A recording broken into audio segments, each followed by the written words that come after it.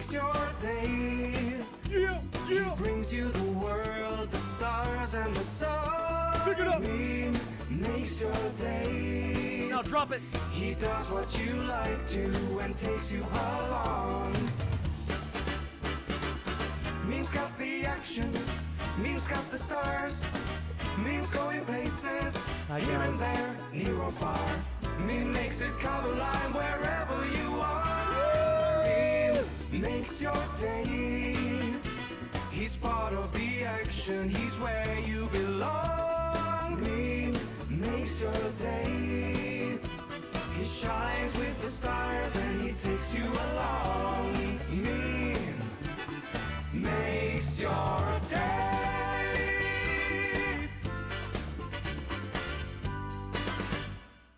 Hey, welcome back to another rousing episode of New Meme Radio. I know I do these very often, so it's nice to, put out so much content for the fans. Really appreciate all the kind, loving support. It's great.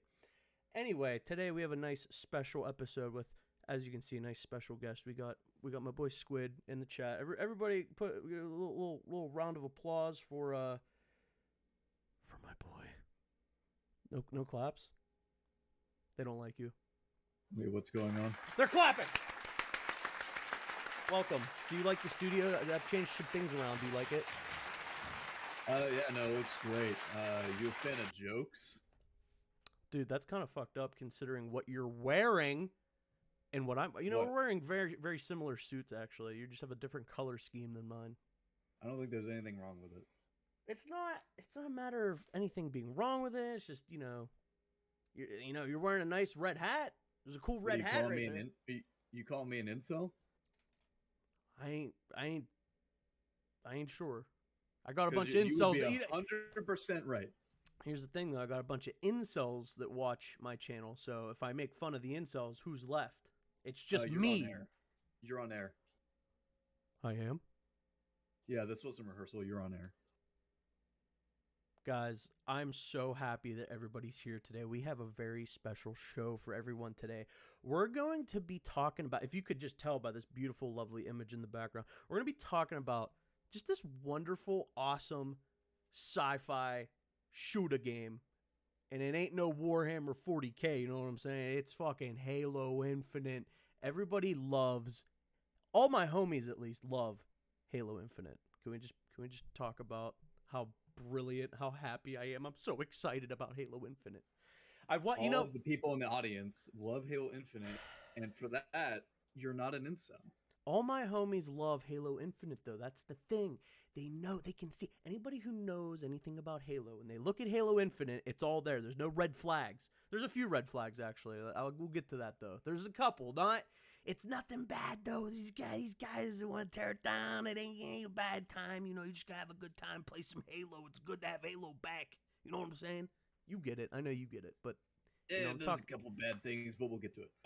It's not that big of a deal. Listen, if it wasn't for Squid here, I don't even know that this show wouldn't even be happening right now.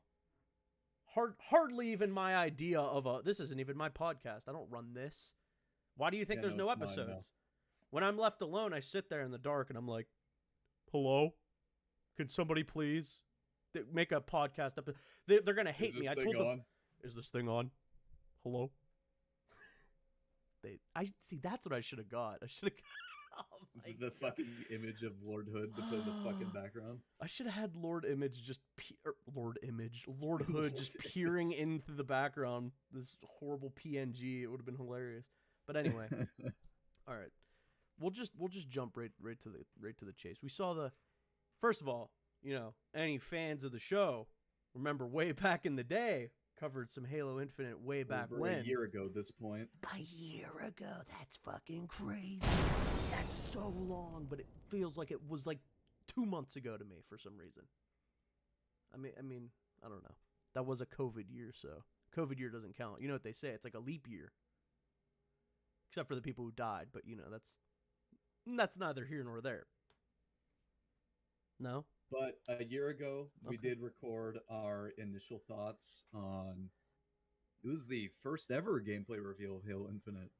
Yeah, it's true. where they showed off the campaign, and yeah, we had some thoughts back Yeah. then. Yeah, I mean, if there's any, we're gonna be sucking the dick of Halo Infinite today. But if there's any, Yes. any thought in your head where it's like, oh, these guys are just a couple of fanboys, I urge you, okay, I urge you to go look at that video and listen to the things we said, because we were not very charitable, I'll say. Cautiously optimistic at best is how I At would best. Yes, at what we best. were For in sure, that video. for me at least, at best, I was like, yeah, I don't really fucking vibe with this game. I still was like, it's Halo. They've changed, like, seeing Master Chief and the new art style, I'm like, okay, sure. I like this. This is stuff that I'm glad that they're listening to feedback. It's just weird though, because you don't expect games, like, especially in a trilogy, to just suddenly, like, in the third game be like, okay, I see what you guys are saying. Maybe we will change the art, like the art design. It's like, This trilogy of games really has been quite the bipolar experience. it's been so fucking strange. Dude, there's like nothing that exists like this. It's so strange to like. I remember in Halo 4's days when they were advertising like this is the Reclaimer trilogy and like we have a set path. Boy, did that path had a few bumps in the road along the way. Yeah. So we're happy to report though that we've been keeping quiet. We've been wanting to do this ep for a while, but never seemed more appropriate than now, because we just got that campaign well, not reveal, but it was the overview, and boy, did that year of a difference, or yeah, the year of development make a huge fucking difference, because it's like night and day. It's kind of crazy. It does. But here's the thing. It's been a very, very long year. A lot has happened. We've learned a lot about the game. Yeah. And I think it's time that we recap a little bit, because the game did get delayed, and I know Fry's in the chat's asking if they'll do another delay. I don't think they're going to do another delay. No. I felt very differently a few weeks back because we did not have a release date. Right. Now we do, and it seems like they're pushing forward full steam ahead for December 8th. Yeah. Like they're clearly like set on this release date, and like not happily so, but they know that if they were to delay it again, it would just be PR nightmare, I'm sure. And like I'm sure it's hard because the game is probably in a position where it's just like everything's working, but we just can't get this one thing to just, it's like, well, we're just gonna have, like, co-op, for instance, not being there at launch. It's so just yeah, like once we get into that, we'll talk about the whole delay thing and all that. Right. But just to answer the question though. But anyway.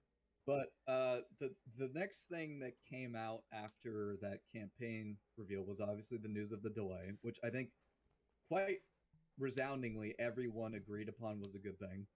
Yeah. And go ahead. No, I have a point that I'm gonna make after you're done with this. I feel like you're setting something up here. I wanna hear it. I want to listen to you. Resoundingly, it's my show. It is. But resoundingly, everybody agreed that the delay was a good thing. The game was just simply in no state to be released.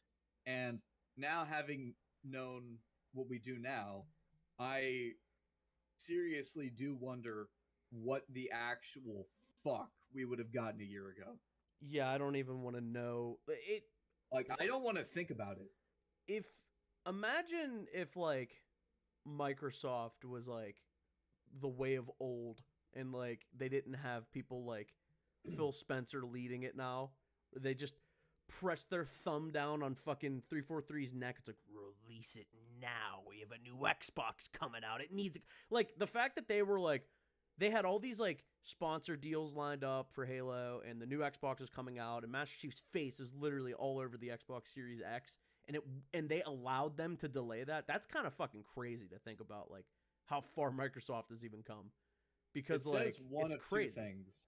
It says one of two things. One, either the game was like unfucking playable, or two, Microsoft realizes the integrity of this franchise and what it means for Xbox. Exactly. And how Halo's kind of had a rough road these past few installments. and they need to get this one right. Yeah, I think. I hope it's the second. Yeah, I think for sure. Or maybe it was both.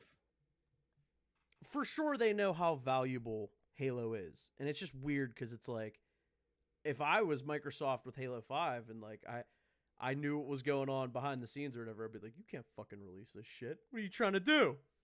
This is our flagship series, you sons of bitches. It blows my mind. Because, like, you realize people watch, like, dailies and shit, and Halo 5 still got released. But we're not going to talk about Halo 5 today. Today's a good day for Halo. All my homies hate Halo 5.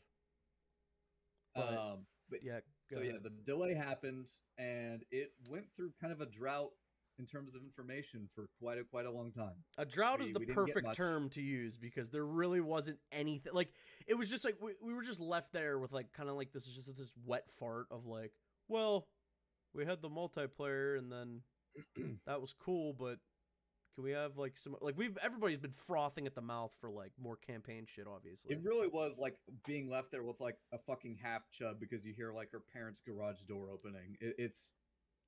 That's really what funny. we were left with. Yeah, that was comedy. But Murray. And we were in this period where we just got essentially nothing. Yeah. And I still do have my thoughts about the marketing campaign and how it's been for this game, which we'll definitely get to. Yes. But of course, E3 was coming up like fucking months ago at this point. It's been a very, very long time. E3 was coming up, and we heard that it was going to be the official reveal for the multiplayer because we'd gotten no word on the multiplayer whatsoever. Absolutely nothing. Yeah. We had no idea what this was going to be like. And on June 13th, I can't believe it was fucking June. That's oh my god. Crazy. But June 13th, they gave us a kind of a peek at campaign. They didn't give us very much, but of course they gave us the multiplayer reveal trailer. And I remember feeling underwhelmed as well. Funnily enough, we did record our reaction to this presentation. We didn't post it. Oh my god, yeah, that's right. I forgot we recorded. Yeah, because we were just like, well.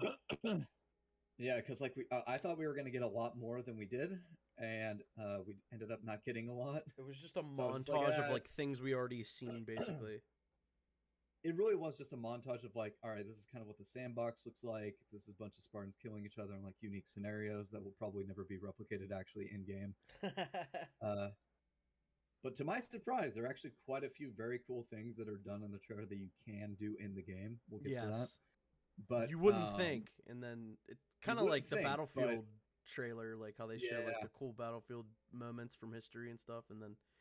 You know, it's like, oh, yeah, that looks cool in the trailer. It's like, no, people did that in the game. That's why it's fucking cool, because people fucking actually did that shit.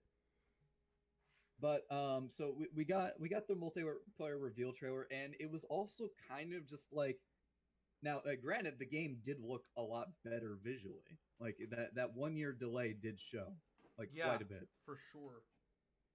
And, I'll pull up some references. From the reveal trailer, like we saw like all the different aspects of like the sandbox, you know, and it looked great. Like we obviously, you know, we couldn't put forth too much on just based on how it looked from this short 2-minute preview, because like getting our hands on it is a whole nother deal. Playing it is just a whole nother deal. Yeah, it really makes the world of a difference. Playing it. But we did get the very next day, which was very strange to me, why they didn't show this at E3.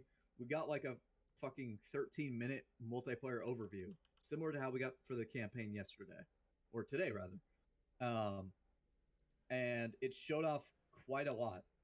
And I was surprised that we did not get that at E3. I don't know why we didn't get it at E3. Because like it gave off a lot of valuable information. Yeah. But that was E3, and you know the multiplayer, like not much could be said for it, right? And which we go into a kind of another period of a drought, and However, the we did hear that they were going to be doing flights for this game, like actual like tests and so forth. And out of nowhere, they kind of just like said, "Hey, by the way, we're I legit one day just looked in my email and they're like, "Oh yeah, by the way, you're invited to play Halo Infinite this weekend." I was like, "What?" Yeah, I didn't get invited till the end, but I'm glad that I did, because So the first flight came out, and people were loving that shit. Some yeah. people weren't critical, but we were Oh shit! Anyway, but people were loving it. It was just basically 4v4 with bots. They opened up PvP at the very end, but people were loving it because it gave people access to like the sandbox and stuff like that. It did look a little barren at first because like they were slowly releasing content as it went along. They didn't just give us everything at once. yeah. So the first flight definitely left a very good impression in, I would say, most people's eyes of the community. Yeah, I think anyone who played that first one was like, okay, I see what you guys are doing here. And then most people who watched it were like, this looks cool, but like I'd say your casual like fans are probably like, looks like Halo. I don't know. It's all right. But then like anyone who actually played it was like, no, seriously, guys, this is fucking sick. Like you don't understand. Like there's something special going on here. And then people were like, oh, you don't give it a chance or whatever. And then that's when was it the second flight or was it the third one? There's only been two flights, but it was actually between the first and the second flight of when we got probably the negative portion of this video when we heard the news about co-op and Forge. Yeah. So and like listen, it doesn't devastate anyone more than it devastates us. And like, if you're not like up to date with Halo Infinite stuff, we're pretty much covered. This is pretty much a history of Halo Infinite at this point. And I'd say, now that I think about it, the first news that really hyped me about Halo Infinite was just Joe Staten joining, That was, yeah. Like, I know that it's weird. It's weird to simp for game devs and to put them up on a pedestal, and we shouldn't do it.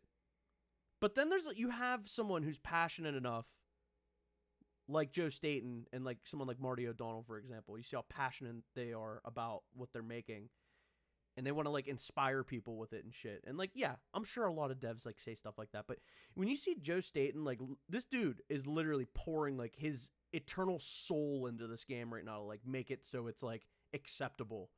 And I'm sure no matter what we get for this campaign, it's not going to be exactly what he wanted, because he's just, at the end of the day, they're just not going to have enough time to put in everything that they probably want. But he's only been there for like a year. Yeah. And so how much can you really do as project lead for a game for a year, basically? It's like I don't fucking know how they're doing it. Who know?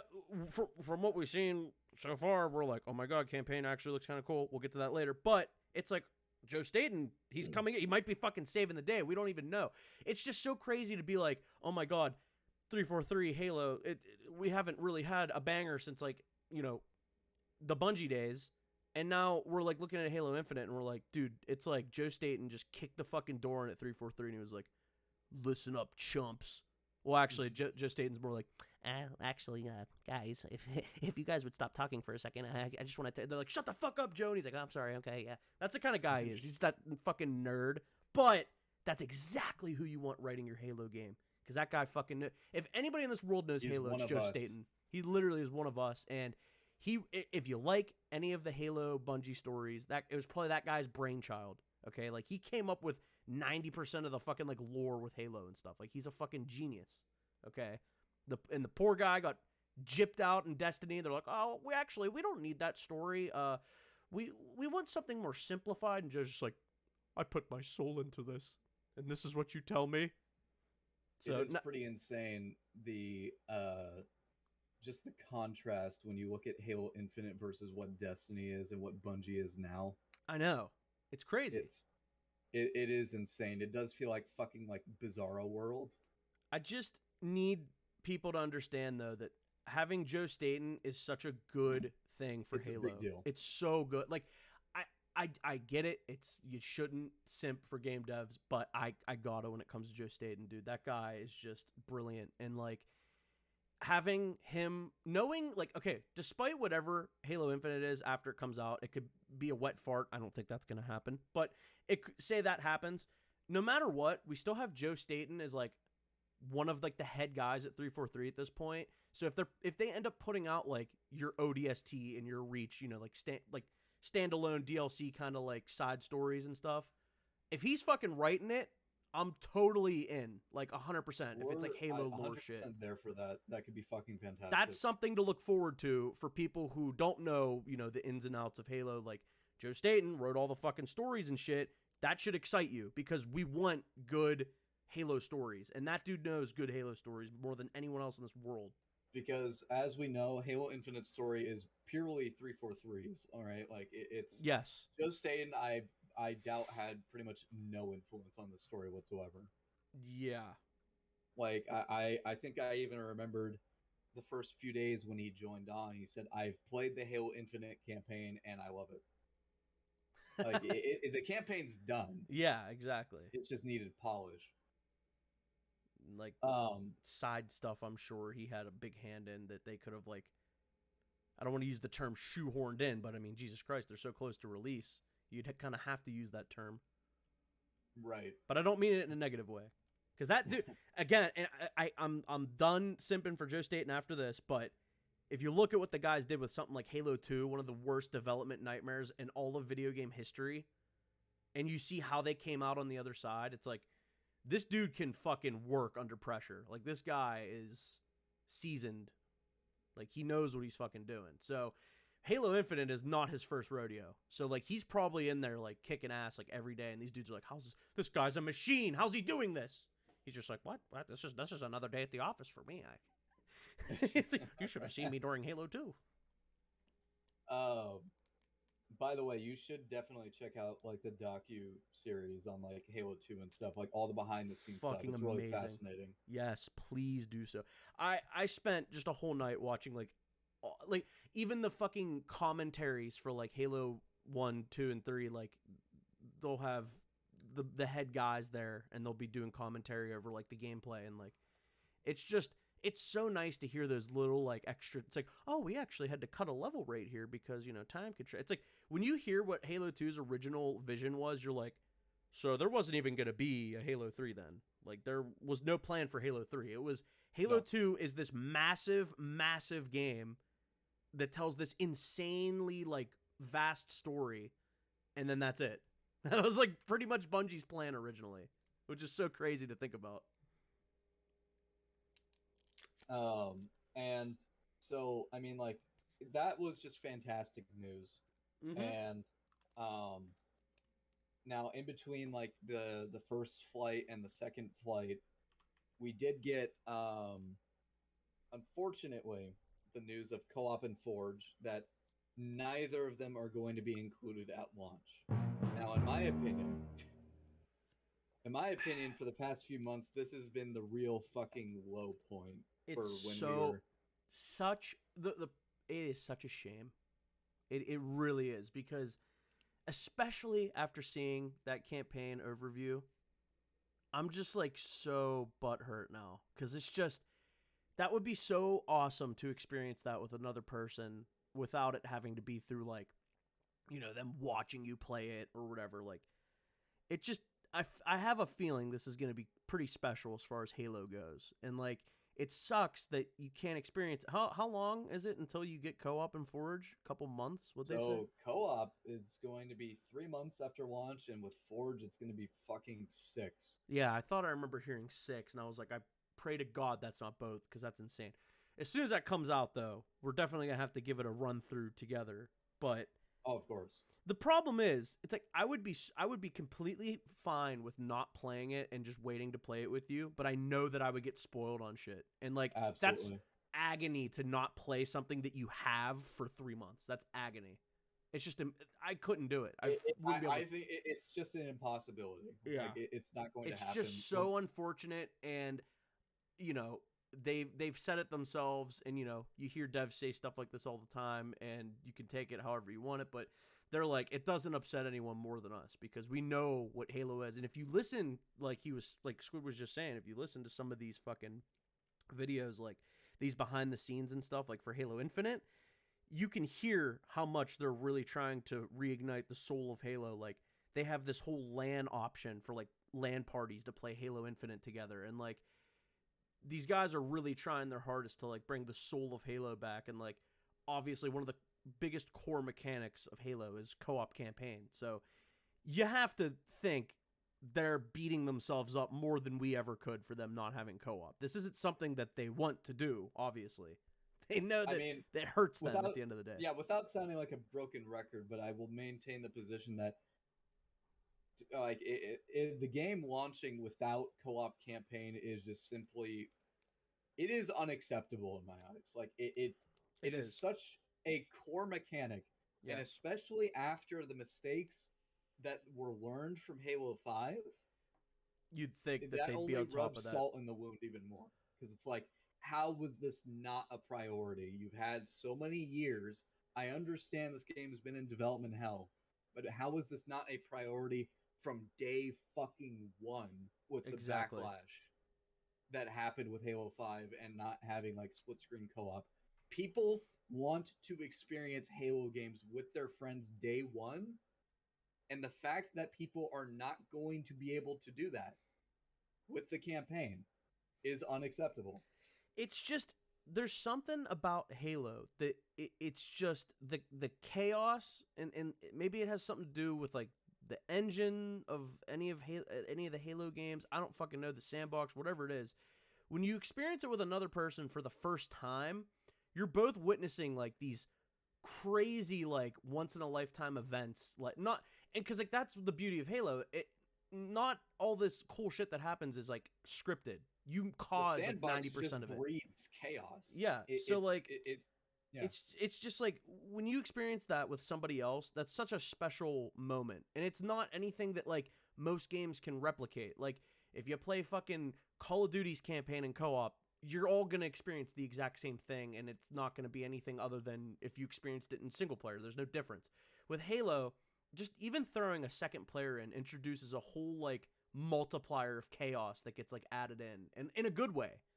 And it's just so tragic that they don't have it, and it makes me so fucking sad. It's just I don't know. It's like the black mark on this game. Like not having Forge sucks because then we don't get all the content, like all that extra content right away that we are absolutely gonna get, like Gary's mod level of like extra content and shit. But I look at it this way, right? Like Forge, like with what we know about it, with like the whole like inclusion of like actual essentially programmable AI, being able, like you're gonna be able to basically create like entire levels, like Halo levels with this shit. Yeah. Like I can understand why that is going to take longer, and I understand why it won't be there at launch more so than co-op, because co-op is just such a core feature. All right, co-op is my favorite way to play Halo. Exactly. Right? And I know I'm not alone in this sentiment. No, any true Halo fan totally sympathizes with that. And all these fuckers, like, so like around the time that this news was announced, right? Mm-hmm. There was discussions of like whether or not they should delay the game. Now, me personally, now don't get me wrong. As I stand right now, I don't want them to delay the game because we're basically like a fucking month out. All right, we found out like maybe like a month ago, a little over, that no co-op in Forge was going to be included at launch. And honestly, if I was told that they were going to delay it a few more months, I think I would have been fine with that then. Right. But now we're this far. It's like you can't do it now. You can't do it now. But I remember when there was a bunch of talk going around of like whether or not they should delay the game, and I personally was in the camp of like I would not mind another delay. I think you could use it. All right, like that. I think even the devs, if they really if they really could have it their way, they probably would do it that way. They would probably take a few months more, like make sure the game is fucking polished like a shiny shoe at fucking launch and has all of the features. Maybe not Forge, but it has co-op campaign and it has everything they want in it. Yeah. And But then there was a bunch of fuckers who were coming out. I was like, well, I mean, like, I don't really care about co-op campaign. I don't. I just want to play multiplayer. Yeah. And Fucking it's brain like dead. I don't understand. Like, it's like literally advocating. And now, as much as I'm excited for this game, it's like literally advocating after already having been butt fucked by Halo 5 Yeah. for even more like repeated mistakes. Exactly. Like we're going along this path in an industry where, like, with things like Cyberpunk or Call of Duty, where it's become a disturbing pattern where we just release unfinished games like fucking abortion babies, and we're just like, you know what? We'll just develop the rest of the chromosomes in the following months. All right. Yeah. Or like we'll give you a full game like a year from the launch. All right. How about that? Right. Yeah. And you know what? We'll even give you guys the content that should have been there as at release and advertise it as content that should have been there. You know, it should have been there from the beginning, but we're going to advertise this like this As is if our it's roadmap. new. Yeah. Exactly. This is our roadmap. This is our DLC. It's like this should have been here from the fucking launch. beginning. Exactly. Yes. It's a disturbing pattern, and I really hope that I do not see 3 months from now, like Season 2 of Halo Infinite, the big new mechanic, co-op campaign. Ugh. If I see that shit, I'm gonna barf. Yeah. Also, tell me a little sidetrack here, but it's reminding me of something I saw the other day. Is it true that they're not okay? This isn't true, but is there any source that indicates that the campaign is going to be in parts or some shit? I keep hearing that people are saying, yeah, the story's gonna end on a cliffhanger and DLC is gonna come out that's gonna finish the story. Like, I believe that is just firmly rumors. I don't think because it's not even like based off of leaks or anything like that. I think that they're going to add more stuff to the single player, I imagine. Just not the main story's done with, though, I have to imagine. It has to be done. There's no way it's not. Like, if it was, like, think about this. If it wasn't, you're telling me they have to still make more levels, record more voice lines, animate the character saying the voice lines, like, all this fucking shit still. It's like, no. That's, like, years out still, like, people doing that shit. Like, the game's already, I mean, seriously, you're lying to yourself if you don't look at the gameplay from a year ago and then look at it now and say that there has been just an absolutely incredible, like, feat in jumping ahead in the polish and the quality. It looks like almost like a different game. It's kind of crazy. Now, usually, like, I don't think we've ever seen, like, a game delay produce this much results. I genuinely, like, for some reason, what always comes to mind is Doom, because you see Doom at E3, it looks good. People are like, well, okay, it looks all right. And then you play Doom after, you're like, not only does this look better, this plays way better than I expected to. Like, that's like I don't know why, that's the first thing that comes to mind. Like, usually with games that get delayed, there's really no crazy outcome from it. We don't really ever get, like, usually they get delayed and they still come out broken as shit. Yeah, like Red Dead Redemption got delayed a couple times, and like, who knows what it would have came out as if it wasn't, but it's like, I don't know. It's hard to say because it's not usually well documented, especially like Rockstar games. They don't document fucking shit over there. But like with something like Halo Infinite, we've seen it like grow into what it is now, and it's like kind of crazy to think about. Like, we literally were shitting on the game when we watched the reveal. Like, we literally were just like, wow, what the fuck is this? Like, this isn't really what I expected. And then you compare that to what we just saw today in the newest overview trailer, and we're like, oh my God, this is fucking incredible. Like, I'm not saying that this is like the greatest first-person shooter to ever come out. I'm not even saying it's going to be better than Halo 3 or whatever the fuck. I'm just saying that this looks extremely like this looks like the first AAA experience I'm going to be getting in a really long time, like for an FPS. And boy, do we deserve it. We really fucking do.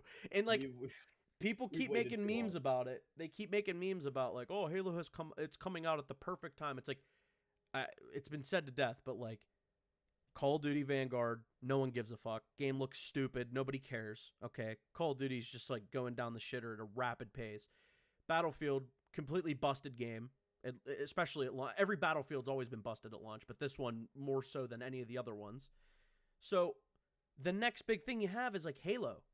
And Halo, we've played it. We know how.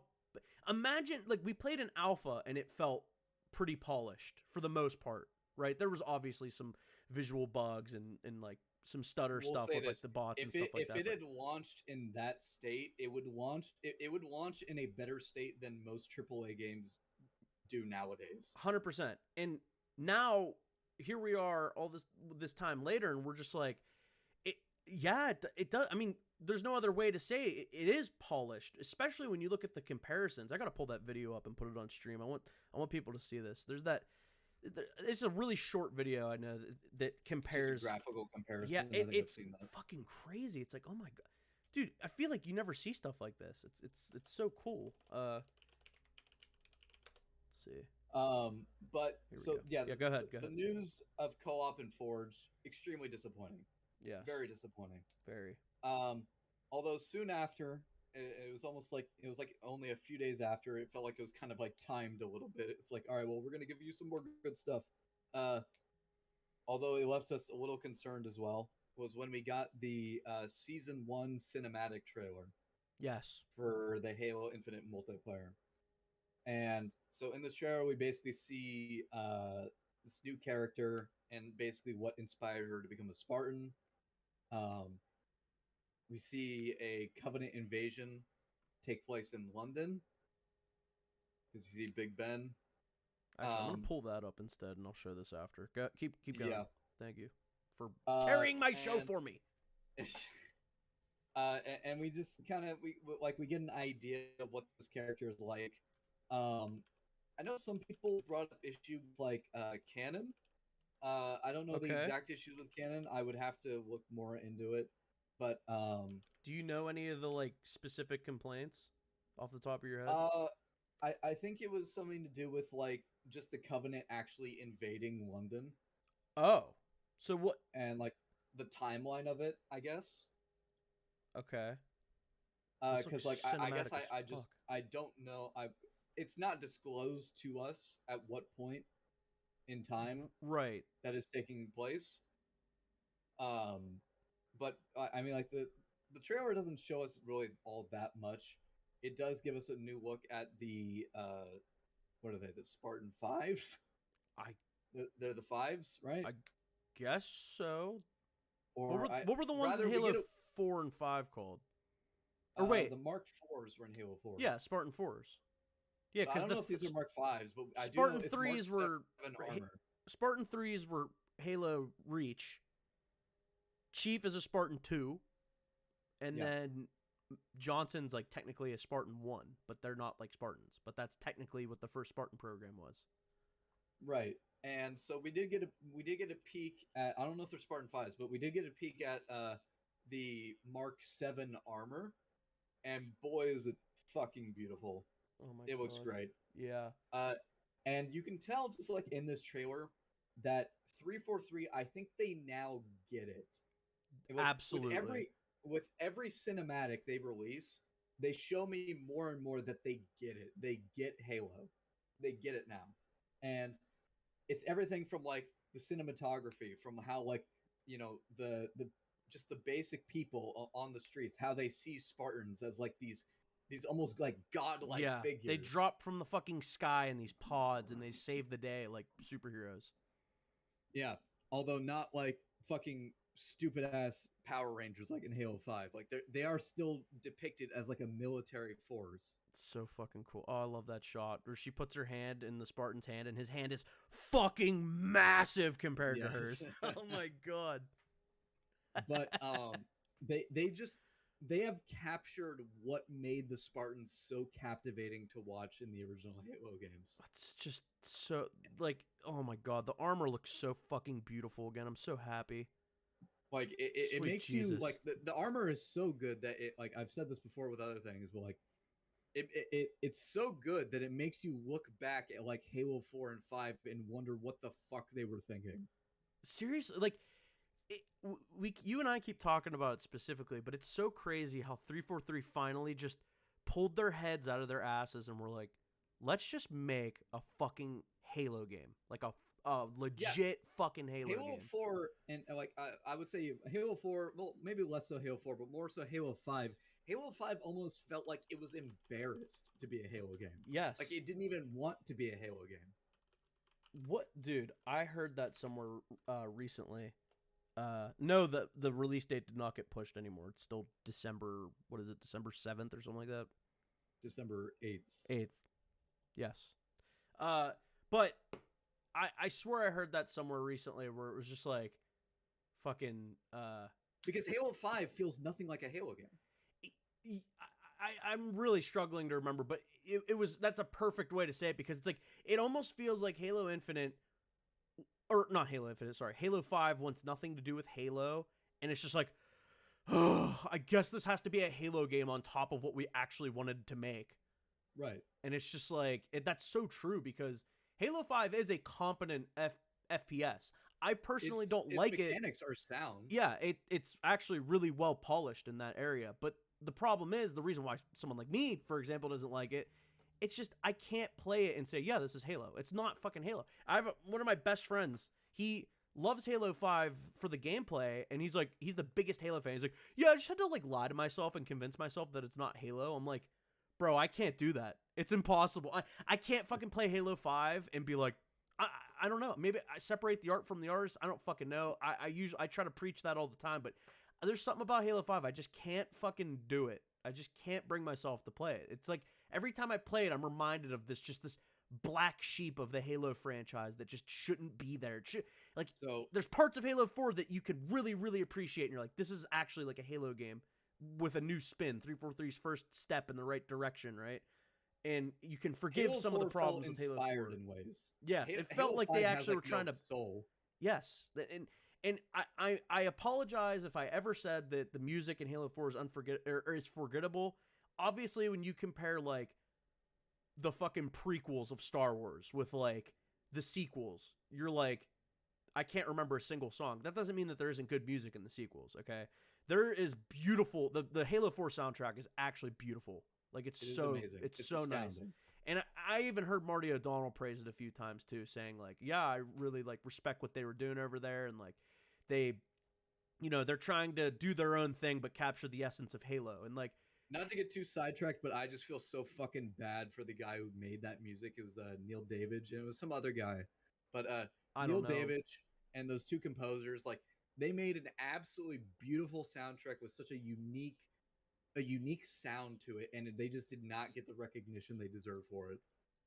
Yeah, exactly. And it sucks because when you have to follow an act like Halo 3 soundtrack or Reach's or ODST, Reach and ODST, a lot of people say is the best two soundtracks in all of Halo, which is kind of crazy when you think about it, because it's like, oh my god, dude, listen to fucking Halo 3 soundtrack. It's like this triumphant, like finite, like music. It's just so fucking epic. And then like you have Halo 4 and it's just like, yeah, but it's not Halo 3. And it's just like, no, but it is good fucking music. Halo 4 is a beautiful soundtrack. And I've recently listened to like the whole fucking thing, just had it on in the background. And that's another thing I want to say too. Halo Infinite soundtrack is the best since the Bungie days. Absolutely. It's on par, if not possibly even better than the Bungie music. That's a hard thing to say because music is pretty subjective for the most part, but Halo Infinite soundtrack is absolutely stellar. I'm so happy they've finally recaptured this like Halo-y essence that I haven't felt for a really long time. And when I listen to Halo Infinite soundtrack, I feel like literally that fucking scene from Ratatouille when he fucking finally eats the ratatouille and he gets brought back to when he was a child. That's literally me when I listen to the soundtrack of Halo Infinite. I'm like, this is like what would it would have sounded like if Bungie made another Halo, like a Halo 4 or whatever, like that's how I feel when I listen to it. It feels so natural. There's differences, but I'm so happy how respectful they're being to like Marty's original work and Michael Salvatore as well. Which, by the way, Michael Salvatore needs to get shouted out way more than he does too, because that dude fucking kills it with the Destiny soundtrack too. Despite everything Destiny is, the soundtrack in Destiny is fucking incredible as well. And that Michael Salvatore obviously helped Marty O'Donnell in the original Halo games as well. So he stayed on with just you know, really Bungie. beautiful work Just from those incredible. people all around. Just it's like mind blowing. Halo's when you listen to someone like Marty O'Donnell talk about Halo's music, you start to really understand like what they were going for with a lot of the songs and how they implemented into the campaign, and like the certain like how certain songs like loop for a really long time, pretty much infinitely, until you get to a certain part in the stage where it comes to its end, and then they start another song, or whatever ends up happening. It's just a really, I don't know, I feel like a lot of games don't really do that. Maybe nowadays they do, but at least back when like Halo 3, Halo 2 were coming out, there really wasn't any games that intertwined the music so beautifully like Halo, like the Bungie games did, really, honestly. If you told me that Halo Infinite's music was composed by Marty O'Donnell just based off of what we heard, I'd 100% believe you, no questions asked. It it is so it so captures the spirit of what Halo is, and that combined with like the cinematics and like just the way things are emphasized, and Yeah. like for example, I did forget to mention that we did get a campaign clip when I believe it was, what was it? It was when they showed off the season 1 cinematic trailer, or no, was it when they, no, it was the E3 reveal. It was the E3 reveal when they gave us that new cutscene where they Remind first me. revealed the new Cortana model. Oh, that's right. Yeah. Okay. I'll pull that up. What was that? It was just a what It was just a piece from the campaign. That's all it was. And so in that scene, like in the music, you can just hear like this almost like kind of like this Halo 3-esque piano piece. right. And like you could like take that part and say like, hey, this is remastered like Halo 3 footage, and like I'd believe it. Yeah. And like because like Chief is just like drifting through space, and like there's dead Marines in the air, and he's handling them with care, and like you hear this like somber piano piece in the music, and then it's just, it captures so much of like the quieter moments of Halo, Yes. because like there are moments where like Chief clearly goes through loss, and Yeah.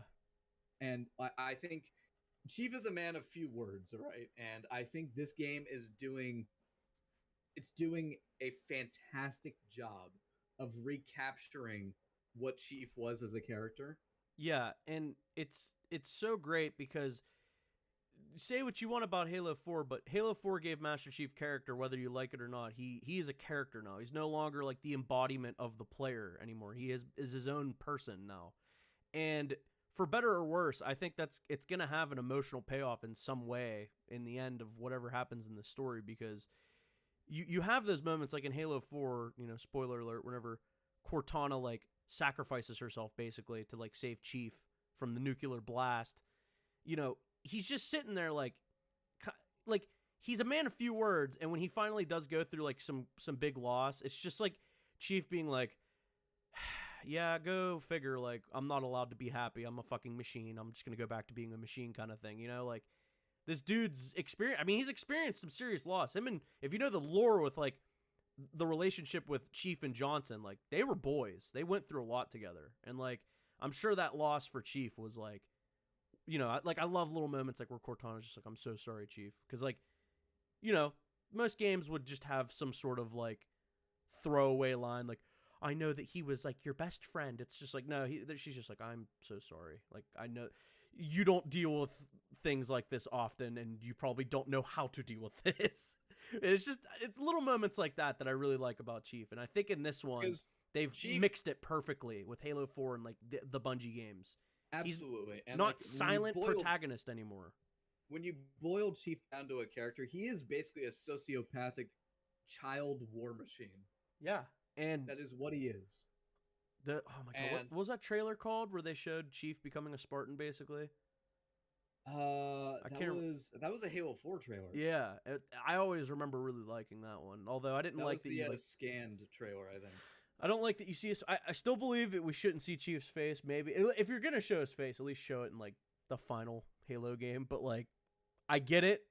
I totally get it. But still though, that trailer is fucking fantastic, and it really like you almost like sympathize with. Oh yeah, that's right. He's getting scanned by like the Didact. Yes, and that's what it was. I remember. Yeah. Oh yeah, I sent you that epic GIF earlier where it says Master Chief when Cortana's rampant forces the suit into maximum jack-off mode. He's just fucking screaming up. Oh! Help me. So anyway, sorry, that was a bit of a tangent, but anyway, go ahead. We're gonna have a lot of tangents. We're both. There's so much to fucking talk about, dude. It's been a year. Give us a break. It's so weird because it's like we haven't really gotten that much, but there's so much with the little that we have that you have to comment on. There's just so much shit. It really is about the details. It is, and like I think that's why it's so cathartic to see them capture what Halo is, and capture. I mean, like on the story side of things, the little of it we had seen at that point with that cutscene and everything, it looked good, but also the biggest thing they had to get right at the end of the day is the gameplay. Oh shit. Now me and Meme here. That's me. We got what? That's me. I'm Meme. Is this thing on? Yeah, okay. Anyways, so me and Meme, we got to play the game Infinite Halo. Yeah. Halo Infinite. We got to play it. We played it. It's kind of crazy. We're kind of like in this exclusive club. Like, we're basically like 343 Bungie devs. You know, it's kind of crazy. Basically, we're gonna get like Flaming Recon. Yeah, we're gonna get Flaming Recon. It's gonna be really cool. But anyway, we did play it, and what'd you think? So they released the second flight, and the second flight included Big Team Battle, and we got to play it, and boy, oh boy, I think, I don't want to say it too soon, but if it's any indication of what I experienced in those flights, I think we might just have the best Halo on our hands in terms of gameplay. I'm gonna come. Dude, it's crazy because my friends have listened to me babble on for years like a psychopath about Halo, how I'm like, nothing will ever beat Halo 3. Halo 3 is the pinnacle of Halo. Nothing will ever defeat it. And even saying that, I know in the back of my head, I'm like, but Halo 2 has the best story, like easily. There's just no comparison. Halo 2's story is like magnificent. But like, it's that fucking Halo 3 sandbox, man, that's how I know that the sandbox makes Halo. That's how I know. Because at the end of the day, the one game I go back to all these years later is always Halo 3. And Halo 3 always had the best sandbox. It wasn't perfect. No Halo's ever gotten a perfect sandbox. But Halo 3's is like very special. And for, again, I know there's going to be a couple of you listening that are like, what the fuck is a sandbox? Basically, everything in the game that makes the game work. You throw all the vehicles and the AI and the weapons and the grenades and the equipment, everything, and the map, the design of the map, everything that interacts with each other in the game is the sandbox. And Halo 3, if you've played Halo 3, you're probably thinking now, you're like, oh my god, yeah, whatever that sandbox fucking thing is that these nerds are talking about, that shit was it. Because it was just, chaotic is a perfect word, but a good chaos, not fucking insane babbling chaos. Like this Halo 3, it rhymes. It's like stanzas, it rhymes. It's like a poem, okay? It's beautiful. There's just, if you've played Halo 3, you know there's something special about it. And playing Halo, there's a reason why I would argue it's one of the most replayable games of all time. It is. I don't know how that's not at the top of almost every person's list would be Halo 3. I still, to this day, play it. I will, there's no game, ask my friends, there's no game that I'll just load up a competitive mode and play. Maybe back in the day it was Call of Duty, but always, still to this day, I will still always load up Halo 3, play some Slayer, have just so much fucking fun, because it's just so good. There's just, has infinite replay value, literally infinite.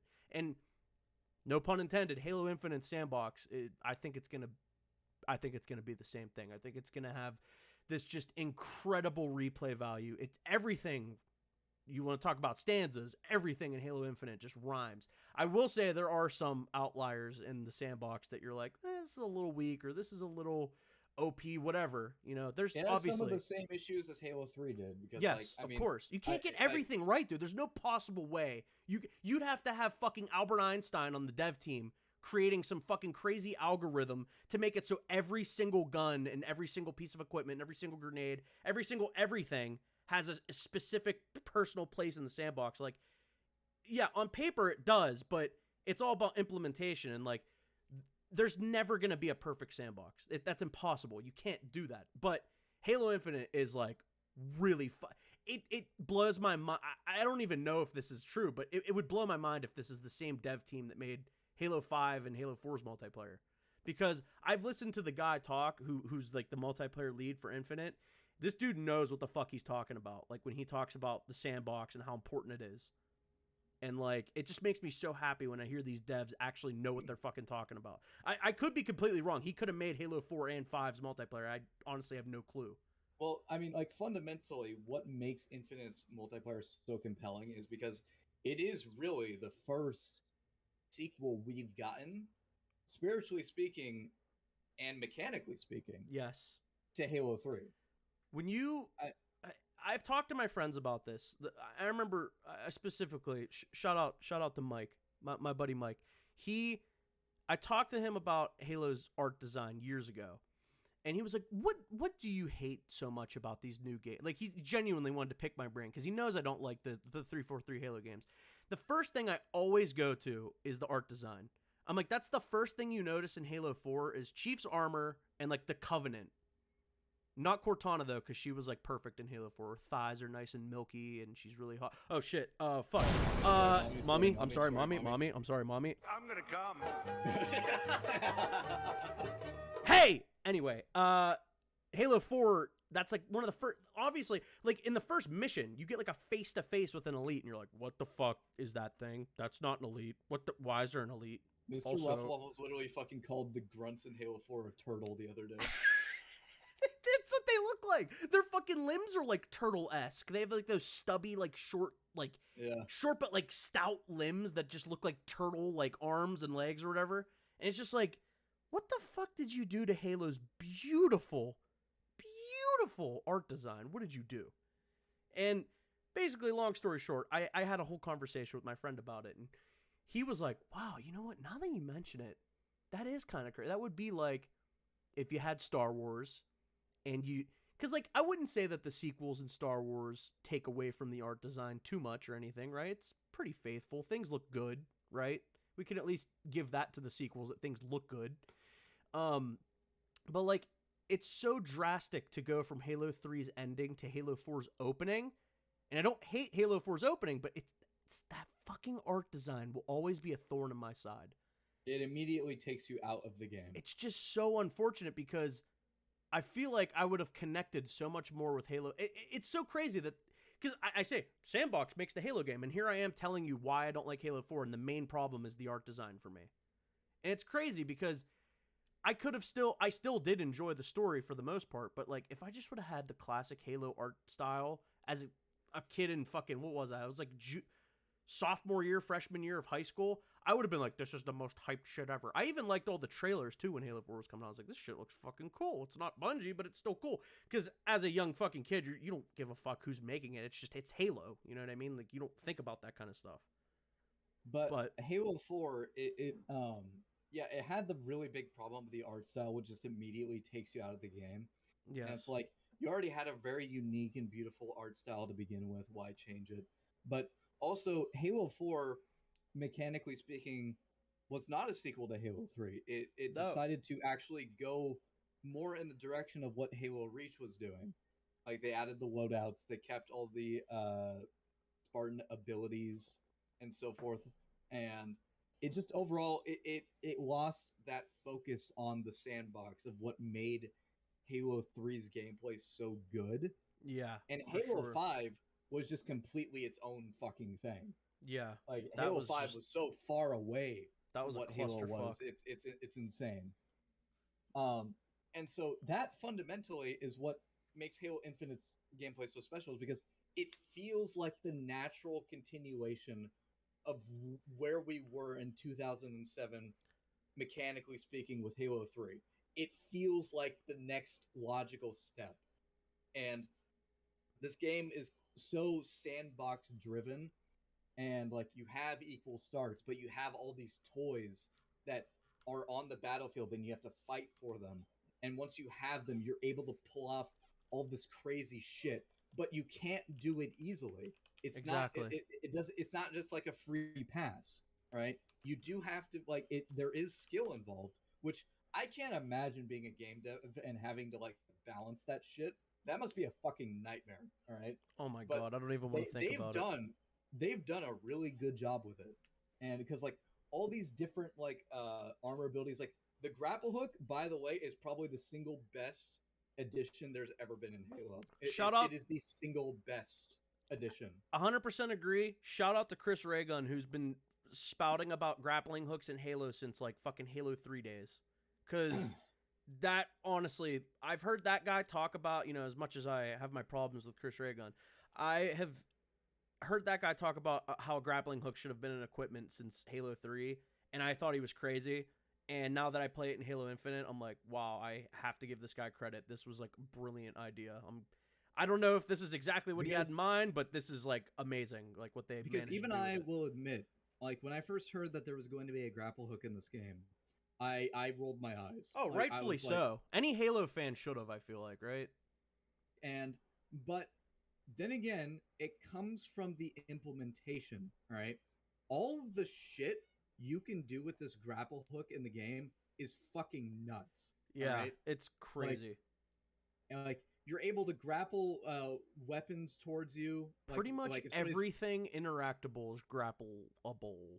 And this is what, yeah, basically, like we'll be here all day if I tell you all the shit you can do with it. All right, it's just insane, and that fundamentally just that is what makes Halo great. Is like these elements of the sandbox. Not only all the things you can do with it, but also how it interacts with other elements of the sandbox, right?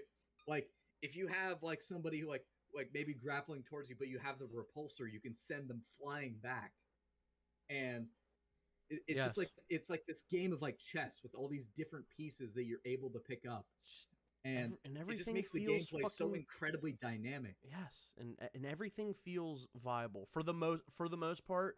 You can, if you know how to use it, it's viable for the most part, right? And that's what's important is I can pick up a fucking plasma rifle and kill somebody with it if I use it the way it was intended. And, you know, just because this guy has a BR or whatever doesn't mean he's immediately going to beat me in the fight or whatever.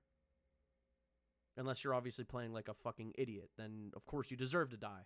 But, you know, I want to go back to what you said earlier, like, this is the first time it's felt like an actual sequel to a Bungie Halo game in since Bungie, really. I can't stress it enough. Like, if I'm not like a big Halo fan, I don't know what the fuck a big Halo fan is, because I've been playing it since the first one came out, and I thought back then that this was like the coolest fucking game series ever. If I played Halo 4 and I didn't really like it that much, but I could appreciate the story, and I played Halo 5 and I thought it was fucking dog shit, and then I play Halo Infinite, and I think that it's one of the best Halo games to come out since Halo 3. Do you think I'm simping for 343, or do you think that I genuinely had just an absolutely incredible experience with the game, and it opened my eyes to how special Halo Infinite really fucking is? Because I feel like, I really don't want to fucking say this, I feel like a fucking kid again, though, when I think about Halo Infinite. I feel like how I felt when Halo 3 was coming out.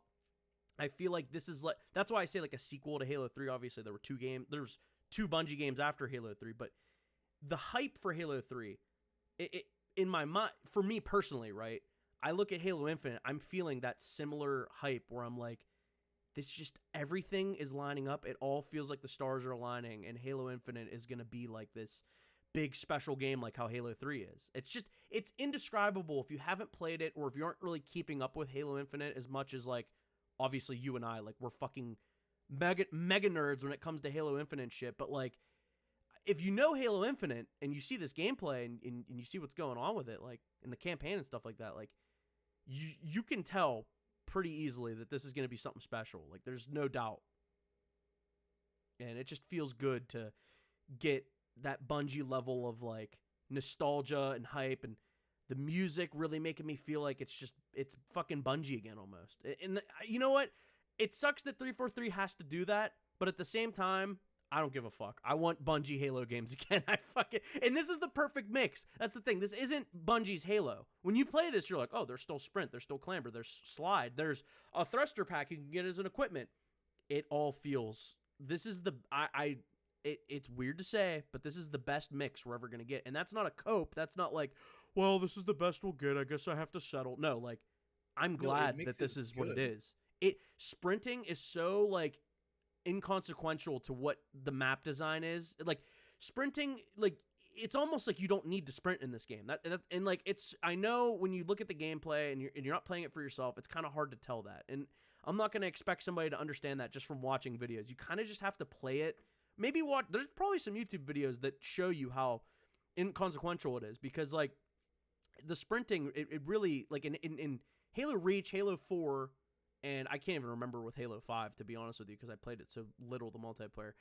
Sprint feels like this weird. It just feels fucking weird. It doesn't feel like it belongs. Very floaty and very jagged. Very floaty. Yeah, especially in like Reach. I feel like Reach was like the worst with it, honestly. But in this one, it just doesn't feel like it's inhibiting the map design or the gameplay in any way. It feels natural, and that's what's important. You always had that awkward moment with like Infinite. Or not Infinite, but you had that awkward moment with Reach 4 and 5 where you sprint and then you have to raise up your gun and you're not able to shoot. In this game, if you're sprinting, you're able to stop instantaneously and you're able to start shooting right out of sprint. There's no pause there. Like it all feels so seamless, and like there's no like it really is just go. Yeah, right? Like there's nothing inhibiting you, and which is a good thing.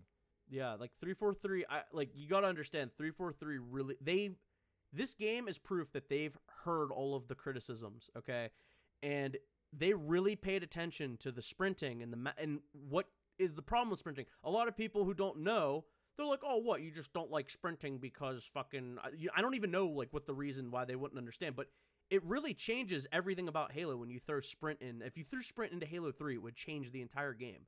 The way every map is designed would have to change. And that's unfortunately what happened with Halo 4 and Halo 5. A lot of the maps had to change in order to fit sprinting into the equation.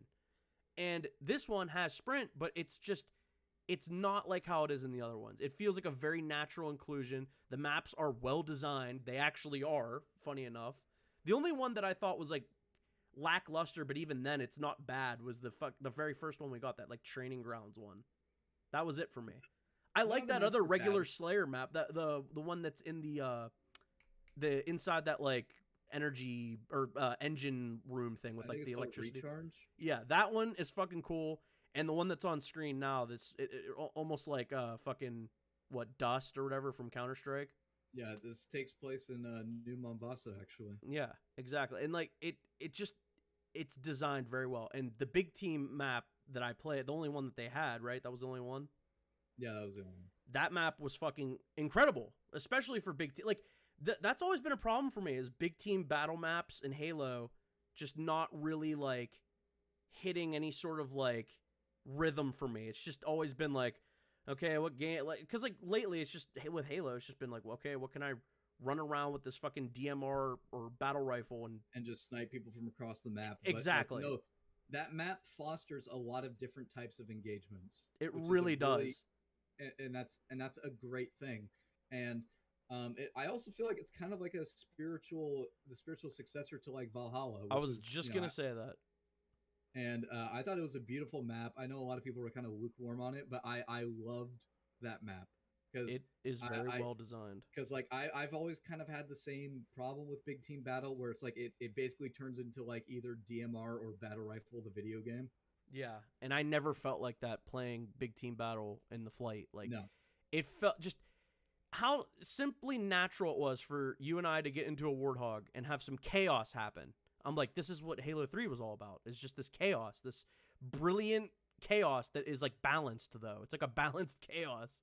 But like it's such a beautiful chaos that even when you're on the butt end of the chaos, like you're the one getting absolutely fucking pulverized by some like crazy, like there was one point where a guy grappled onto us and had a gravity hammer and fucking obliterated us, and I was cheering because it was fucking amazing. Yeah, we got the tire like I think they threw a plasma grenade or something at the Warthog and the tire got blown off. And like, we're driving without a front left tire and we're like screaming. I'm still getting kills on the back of the fucking gun, and it's just fucking, it was crazy. And I didn't know that there was that built-in feature with like, I don't know if it's every vehicle or at least the Warthog now has that like fucking detonation feature now where it like explodes. And that was cool because like it was making this sound, and I'm like, this thing's like gonna blow up. You're like, yeah, this thing's gonna blow up. You gotta fucking get away from it.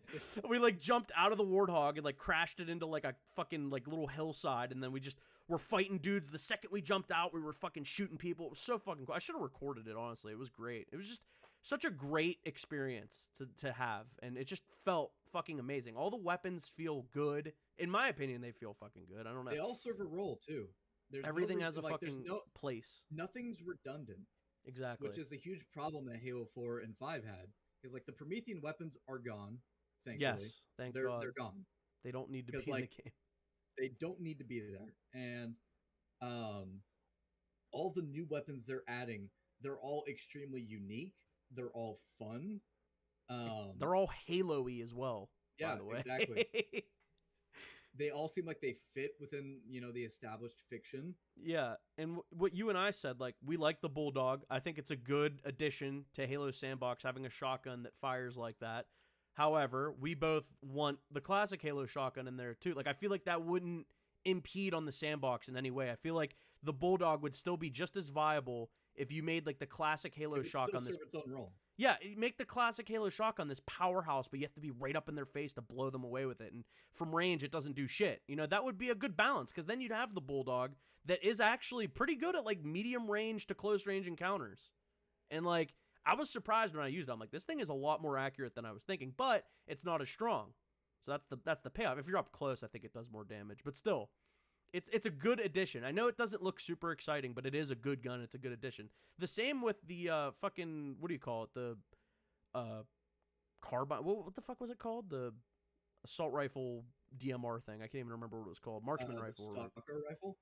No, the other human like assault rifle. Oh, the commando? Commando, yes. There we go. Sorry, that is a pretty generic name, so it was hard for me to fucking remember. But anyway, like that gun, although I felt it was a little weak, I actually really enjoy like what that gun is, because it's like a mix between like the DMR and the assault rifle, and I think that's an interesting like angle to go. And like it's nice to see new human weapons get out of the pool. The sidekick, again, we were like skeptical on the sidekick. We're like, this gun looks like plain Jane, but like when you use it, you're like, oh my god, this feels like ODST's like Silent Magnum, but like good in like a like. You never got to try out that weapon, though, in, like, a versus mode. But that's honestly how it feels, in my opinion. That's how it feels in Halo Infinite, the sidekick. And it feels like a true sidearm. Like, it's not it's gonna useful.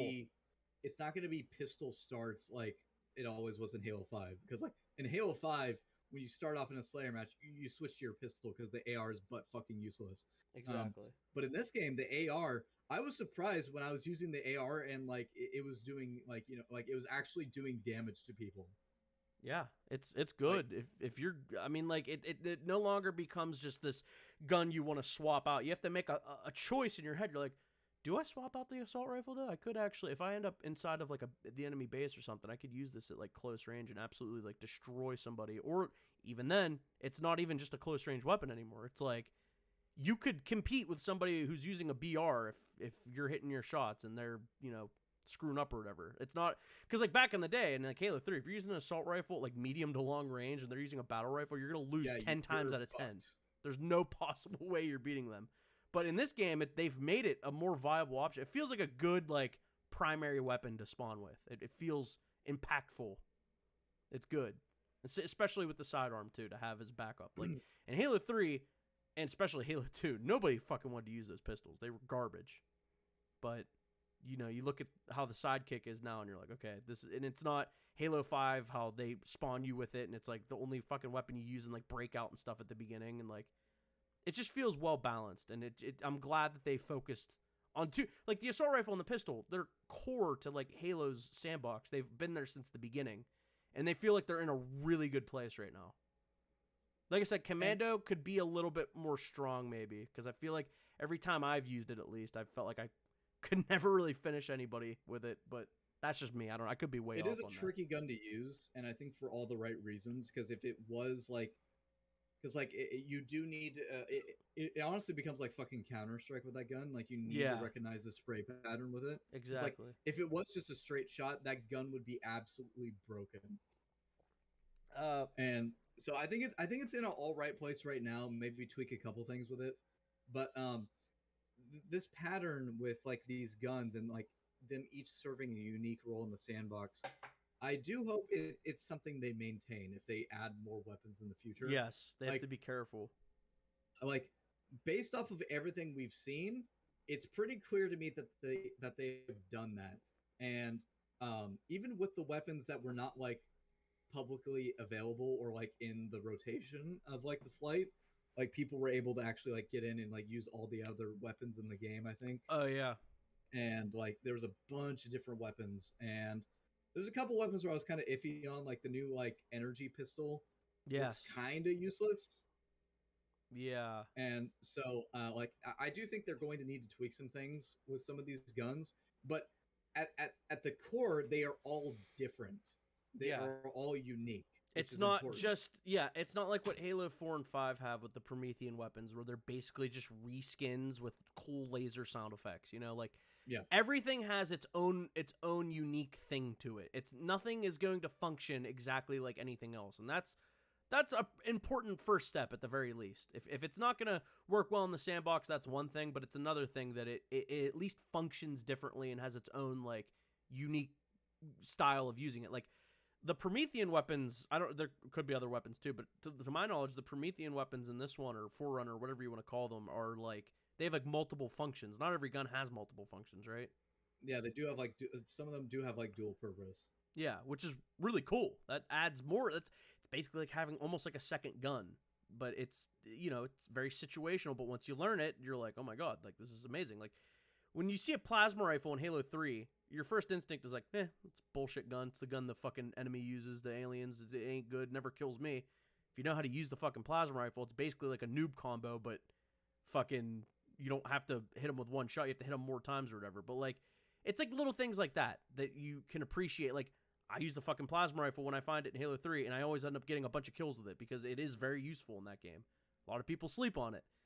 That's, you know, in Halo Infinite, you're going to have to experiment with all these like new fucking weapons and stuff. A lot of them, we haven't really seen like their implementation yet, like how they're supposed to be used. Like we're just going on the assumption for a lot of these weapons. Like I assume that you're supposed to use X like X or whatever. Like the skewer's the new fucking Spartan laser, for example, you know, like sure. Or maybe there's other things you could do with it. Maybe instead of, you know, you're trying to blow up like a warthog, you push the warthog into like a group of guys and you fucking crush them with the warthog, like that kind of shit, you know? Which you can do, by the way. You can do that. It's fucking awesome. And like, again, it's like interactable, like the grappling hook, like you fucking pick up weapons and shit with it. Like little things like that, like how the skewer pushes a vehicle instead of like just immediately destroying it on impact, like a hit scan laser, which... Or you pick up the repulsor and you have these two guys in a warthog coming at you, but they don't know that you have it.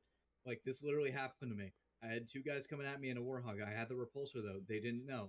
And I activated it right when it was about to hit me.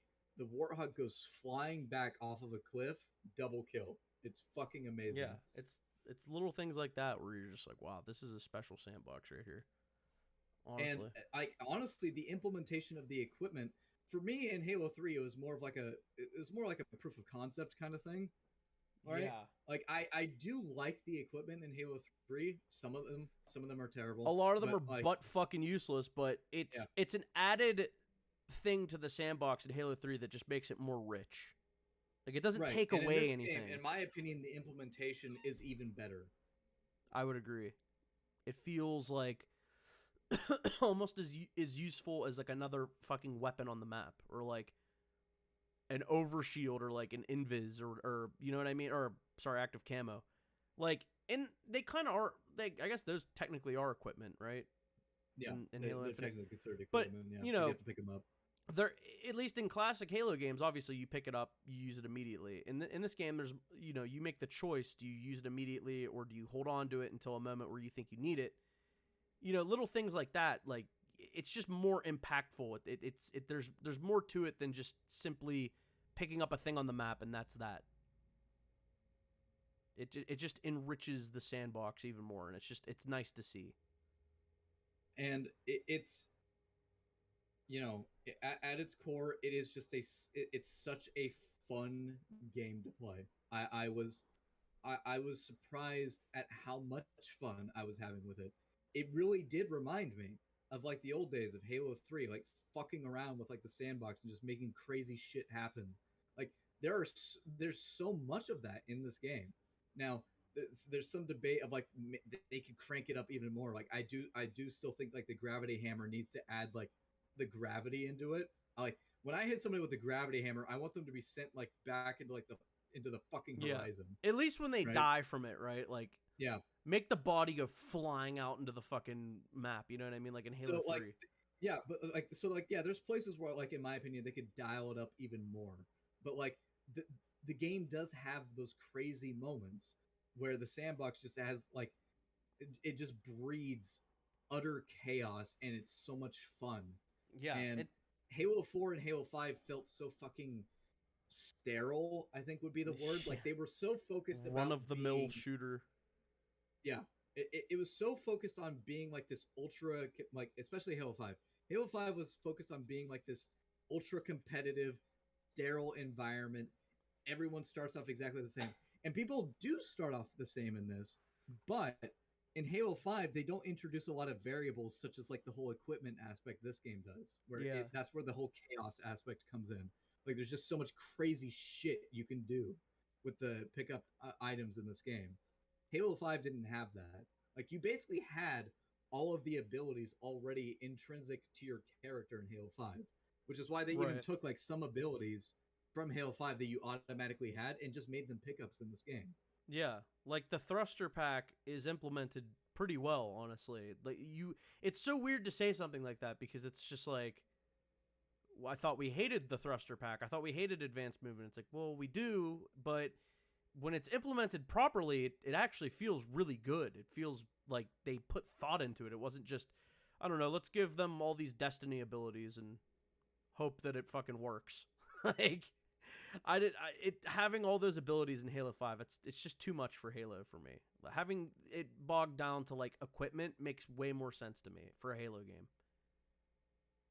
It's just two completely different design philosophies, and this one, like when playing this game, me and you both were like, this is what we've been missing.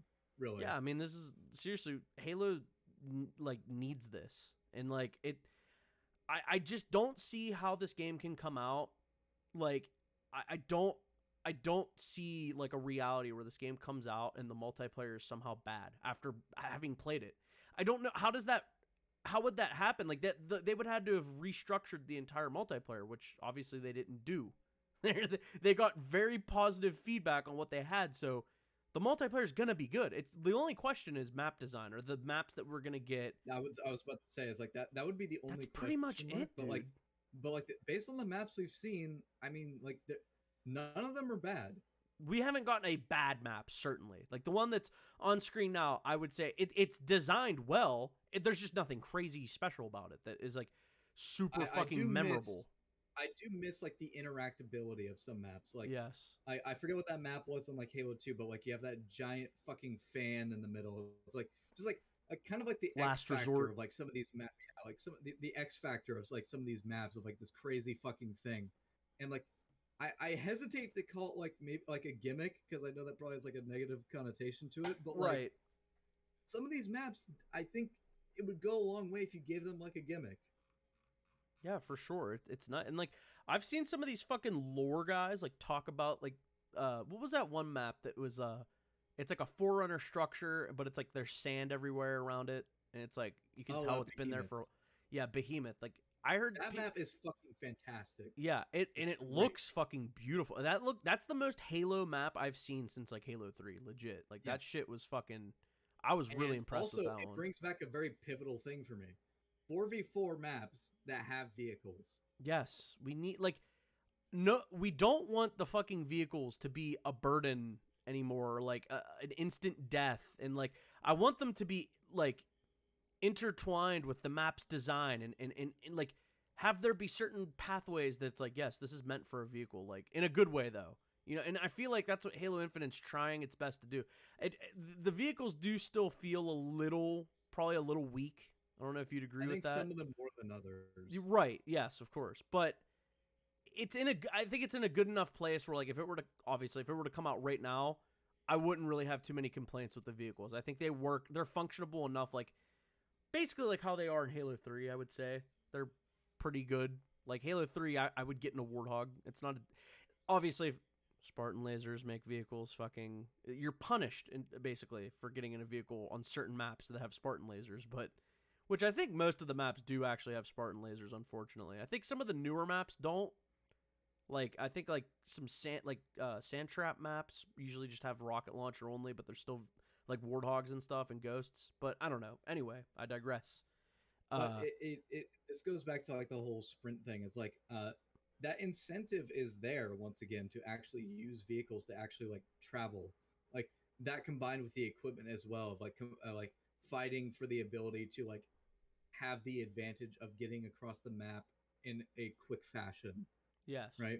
Because, like, sprint is in the game, but I believe it's only like an 8% speed boost or something like that. It's almost not very even, like, small. It's barely faster than, like, the base movement speed. Yes.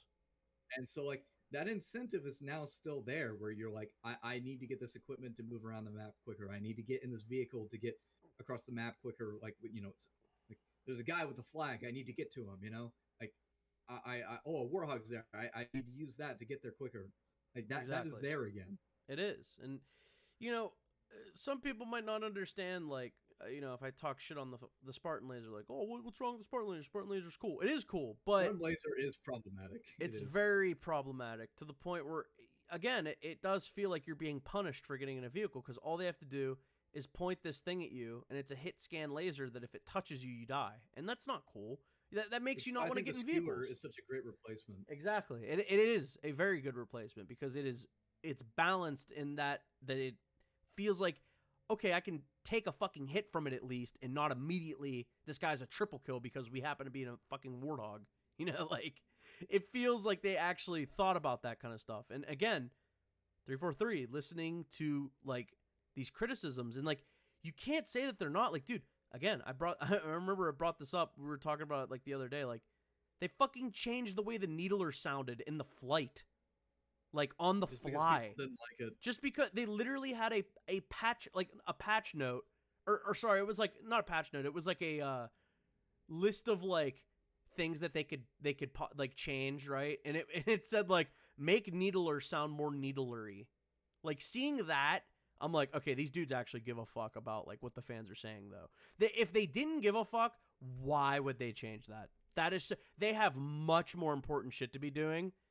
And, like, I'm not saying that requires this insane dev time, right? It requires you to basically record a new sound, which doesn't take much to do with computers nowadays, right? But my point is, little things like that they're changing on the fly, I'm like, it just makes it's another reason for me to feel good about Halo Infinite, because I'm like, the people who are backing this game right now, who, like, the devs, they actually give a fuck about this final product. Like, they want it to be the best it can possibly be with the time they have left.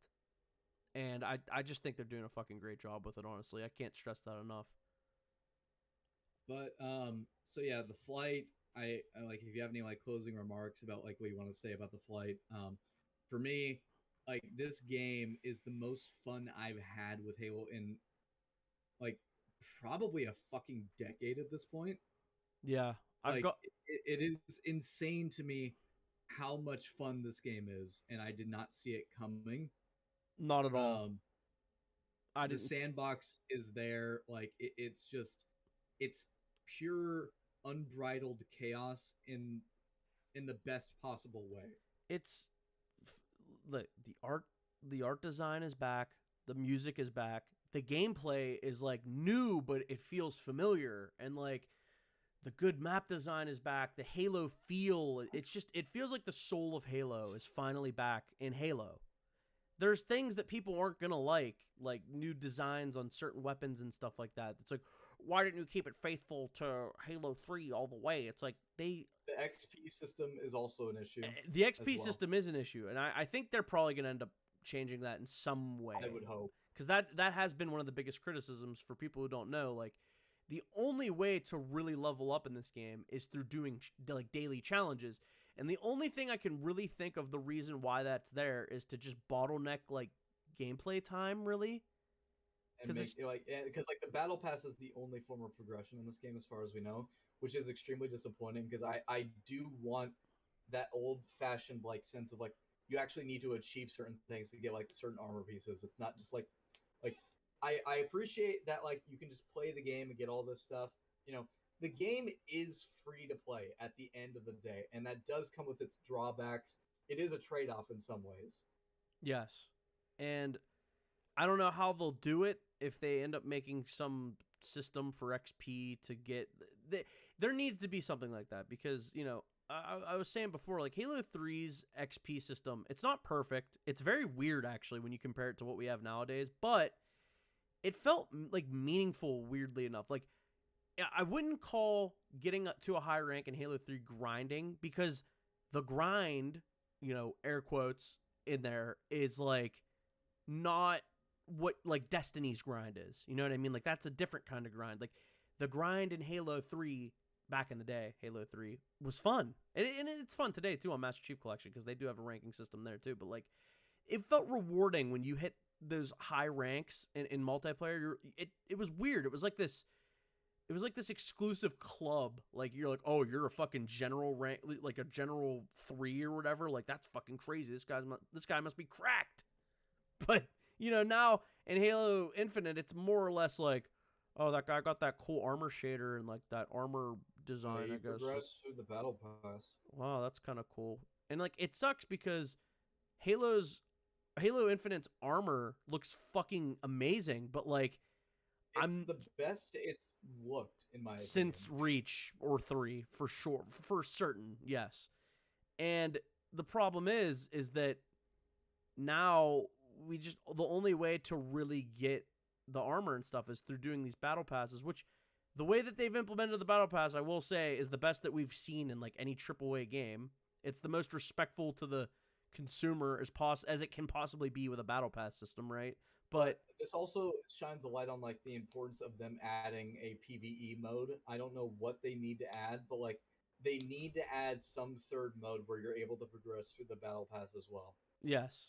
Whether it even be through campaign at first, or if they throw in fucking firefight. I hope they do throw in firefight, and I hope it's more akin to ODST. I'm sure they had to have heard, like, they had the firefight in Halo 5. They didn't have firefight in Halo 4 though, right? No. They had Spartan Ops. Oh, what a fucking wet fart that is. But, you know, like, in firefight in Halo 5 is way different than even Reach and ODST's firefight. And I think Reach and ODST's firefight are on two completely different pages. I don't even really like Halo Reach's firefight. ODST's still, to this day, feels like the best iteration of firefight that we had. It feels challenging. It feels rewarding. Even though there's no XP system in ODST, right? Like, even back in the day, it still felt rewarding. You do the VidMaster challenges on each map and try to get the new high score, and you unlock different ODST, like, armors and helmets and whatnot. Like, it's not rewarding in the sense of, like, how these games are today, where it's like, I got the new cool weapon from this fucking pass. It's like, no. Back then, it was just like, wow, that was a challenge, and it felt fucking exhilarating to do. Like, it felt good. It wasn't a boring slog. If you've played ODST Firefight, you know what I'm saying. And it's just like, Reaches just felt super arcadey, which there's nothing super wrong with it feeling arcadey, but it didn't feel like it had this impactful, like, we are 4 ODSTs fighting for our survival. Like a survival scenario. Exactly. It felt like Reach is like ending almost, like the final level of Reach, but like a whole game mode, and it's like centered around a squad basically. And like it just felt fucking good. And if they do Firefight again, they need to recapture. Well, I'm assuming they're going to. They definitely do need a third mode. Like yes. They need a third mode. And like we were saying before too, like we have the forgeable AI in Forge, which obviously we're not getting for like 6 months, but you know, once they add that, that's going to be just insane. People are going to basically be creating campaign levels in Forge with their own AI, and that's really fucking cool, but we do need like a firefight mode added on as well, for sure. Like, I don't think Forge will be able to carry that solely on its back. I could be wrong. This Forge could be... I've been saying, too, like, this could be a really crazy Halo as far as the Forge goes, because we could get things like how Gary's mod has survived this long. That could be what Halo Infinite turns into. You've seen Halo 3's Forge mode in the community sharing there. Like, that kept Halo 3 alive and still alive for years and will stay alive for years, because of how replayable the Forge is in that game. The custom maps, the custom modes. In Halo Infinite, having AI, being able to like basically create campaign levels, I mean, no pun intended, literally, that's like infinite levels of content that we could be getting for years and years and not have to pay for because it's all through Forge.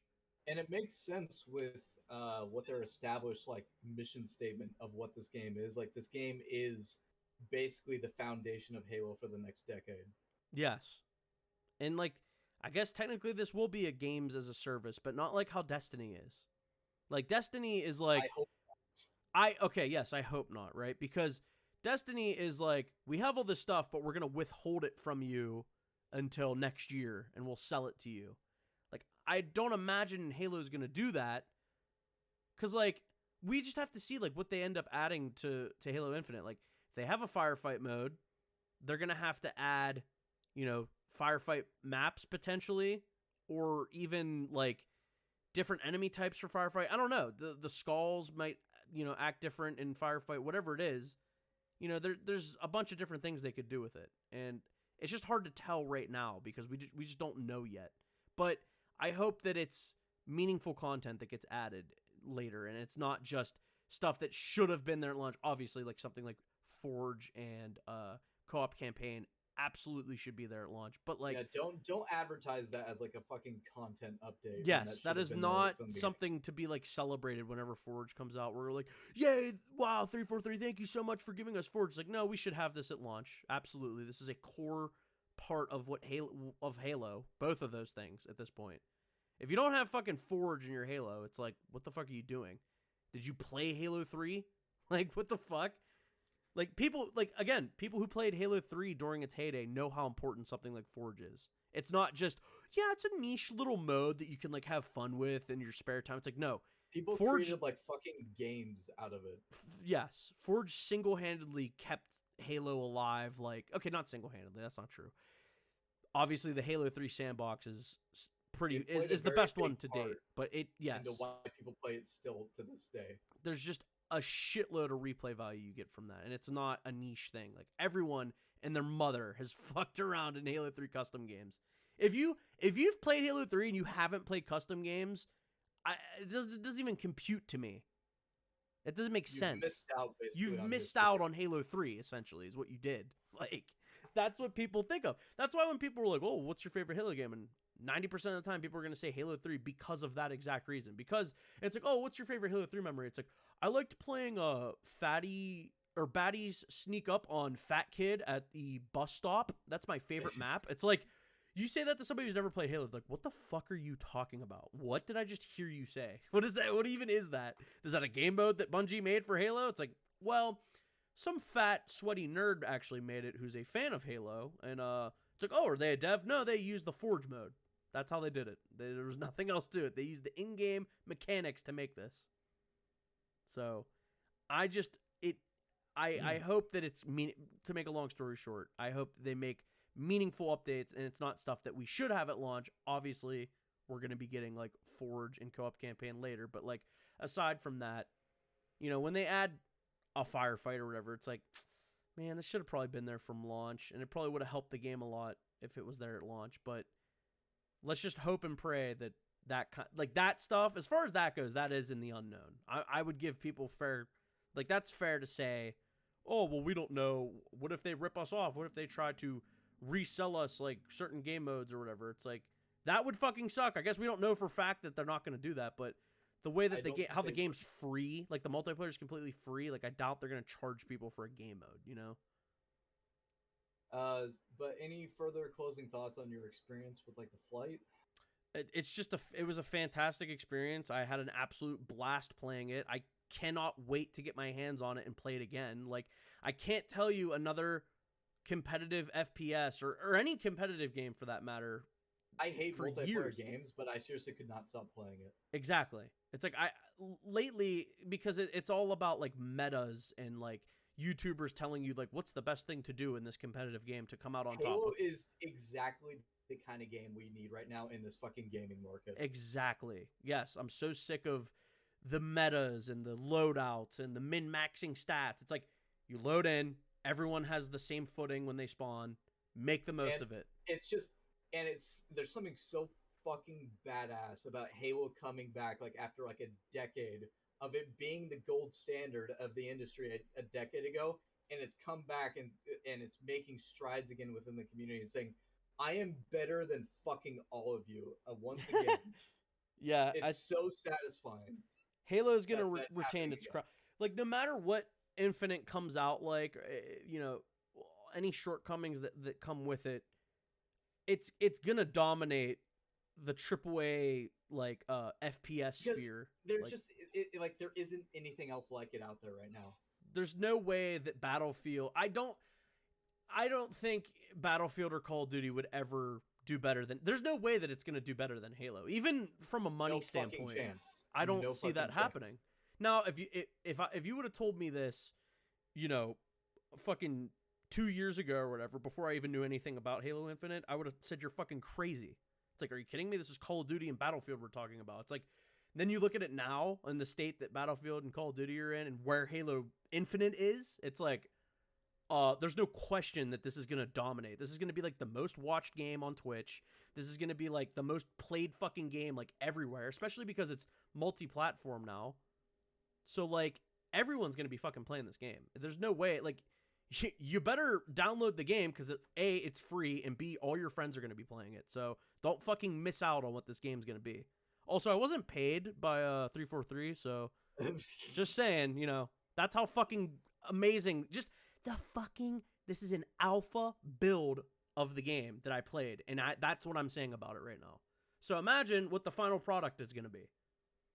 It's going to be out of this fucking world. It's going to be Halo 3 levels of huge. But people aren't going to realize it until it's out, and they really... Because I feel like a lot of people started to realize whenever the flight gameplay was coming out, they're like, oh, this is like legit Halo again. Like seeing people launch a fucking Warthog and then jump in the fucking back of it like as it's getting launched by like your gravity hammer and explosives or whatever. That's like Halo at its core for me, is seeing something like that. And like using the flying Warthog through the air as like an anchor point for your grappling hook to like essentially fly across the map. Like stuff like that probably does need to be only in Halo. Yes. But stuff like that definitely probably needs to be like toned down a little bit, because for modes like capture the flag, if you're pulling off shit like that, imagine seeing some guy do some shit like that, right? You're defending your flag, he fucking just owns you, and then you see him grab the flag as you're dead, and you're like, what's he doing over there with the Warthog? And then he like launches it and just Supermans away with the fucking flag. I'd be like, okay, I give up, I guess. I don't want to fucking play against this guy. Like, see, like, I would be so fucking flabbergasted that I would be like in admiration. But yeah, that's about. I mean, that's about it. It was really fucking good. It was really good. I mean, I'm not gonna sit here. I don't think anyone expected it to be this good. No, dude, when I watched the first gameplay, like I was just like, yeah, this looks all right. Like I wasn't blown away by anything, you know, until I started seeing like the nitty gritty, like how the sandbox actually works in Infinite, and on like better maps and stuff like that. Like that's when I really started to understand it. Like obviously if you haven't played it, it's kind of hard for you to like understand. It really is, because you just kind of have to experience it. Play it, and you have no excuse not to play it because it's gonna be fucking free. Yeah, it's gonna be fucking free. And like the only thing you'd have to pay for is the campaign. And like if the campaign doesn't interest you, don't fucking buy it. Just stick with the multiplayer. And also on top of that, it's like if you have Xbox, you probably have Game Pass. It's gonna be free on Game Pass day one. Like, if you don't play this game out of some grudge for like 343 or because like you haven't liked Halo in a while, you're doing yourself a fucking disservice, and you're acting like a fucking incel, by the way.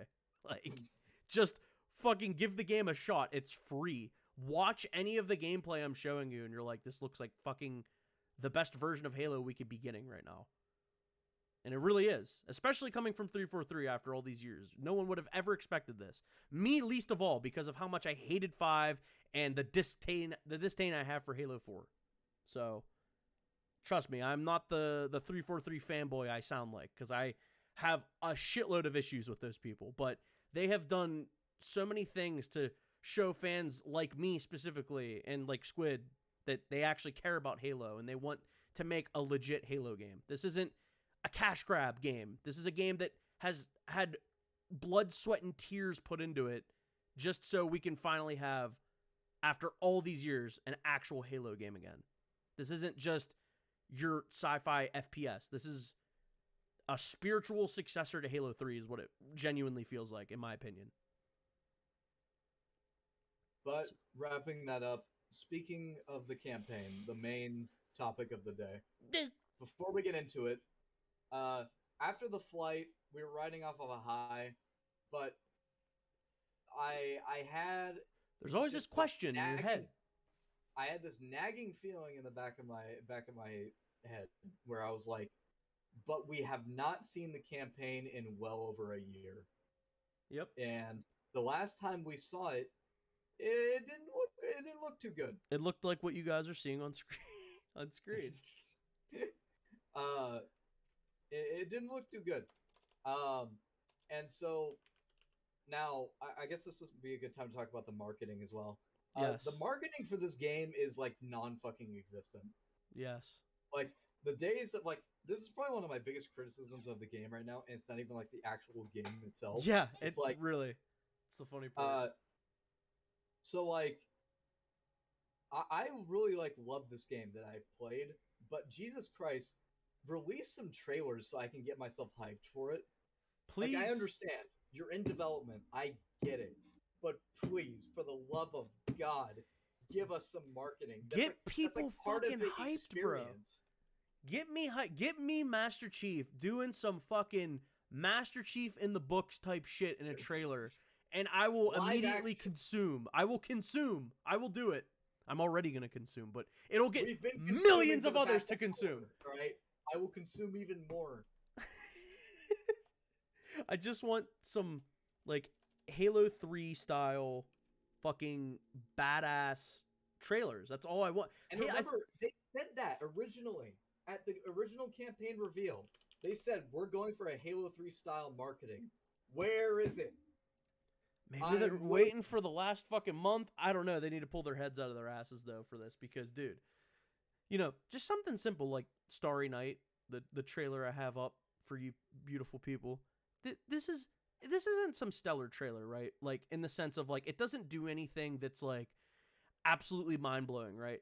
It's super short and it's super simple, but this is enough to get Halo fans super fucking pumped up for a Halo 3. You know what I mean? Like, even Halo 5 had great marketing. It did. And unfortunately, it was false marketing, but it was honestly really fucking cool marketing. And it got people, like, interested. When you watch some trailer like Starry Night, where you have Chief doing cool stuff that you can actually do in-game, like deploying the bubble shield and, you know, showing him, like, pull out his assault rifle off his back and stuff like that, which wasn't in the other titles. And then he's jumping fucking feet first into a brute chieftain with a gravity hammer with, like, this army of brutes around him. You're like, this is fucking, oh my god, this is hype as hell. And it's like, it's not like anything insane is happening. It's just, this is what Halo 3 is going to be. And that's literally what Halo 3 is like that trailer. It's super simple, right? You do have, like, the cinematic trailers, like Deliver Hope from Reach and stuff like that. Those are, like, impactful in different ways. You know what I mean? Like, it's not like, obviously you see them doing things that you can do in Reach as well. Like you use the fucking jetpack and there's the different like new weapons and they show like the HUD and stuff like that. It's cool, but like just something simple like Starry Night. It's like, that's the fucking Master Chief doing some crazy shit. I'm fucking buying that shit. I'm hype.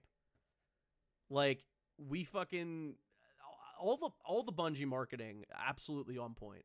I can't say the same for 343 other than like, okay, I guess Halo 4 had some decent marketing. They had good marketing. They did. They did like the whole live action thing. They released actual trailers and stuff. For this game, there hasn't really been that. Every single trailer that they've released has just been like a cutscene from the game.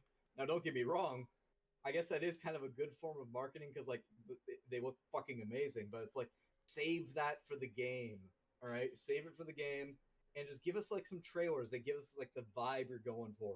Yeah, like Deliver Hope doesn't like take any part of like Halo Reach's story and like, oh, you experience it this way in the trailer, but it's different in game. It's like, no, this is like a little tiny prequel story for like what happened to Noble 6, the original Noble 6, and like how Kat like lost her arm or whatever, and like little things like that or whatever. You know, like this isn't taking away from fucking the you know, like the actual story of Halo Reach, but it's like just little things, like little stories inside the game's universe that's like, these are things that you'll do in the game, but also this isn't something that we're spoiling for like the main story. Because I have a feeling that a lot of the stuff in Halo Infinite they can't show because a lot of it probably is contextual to the story.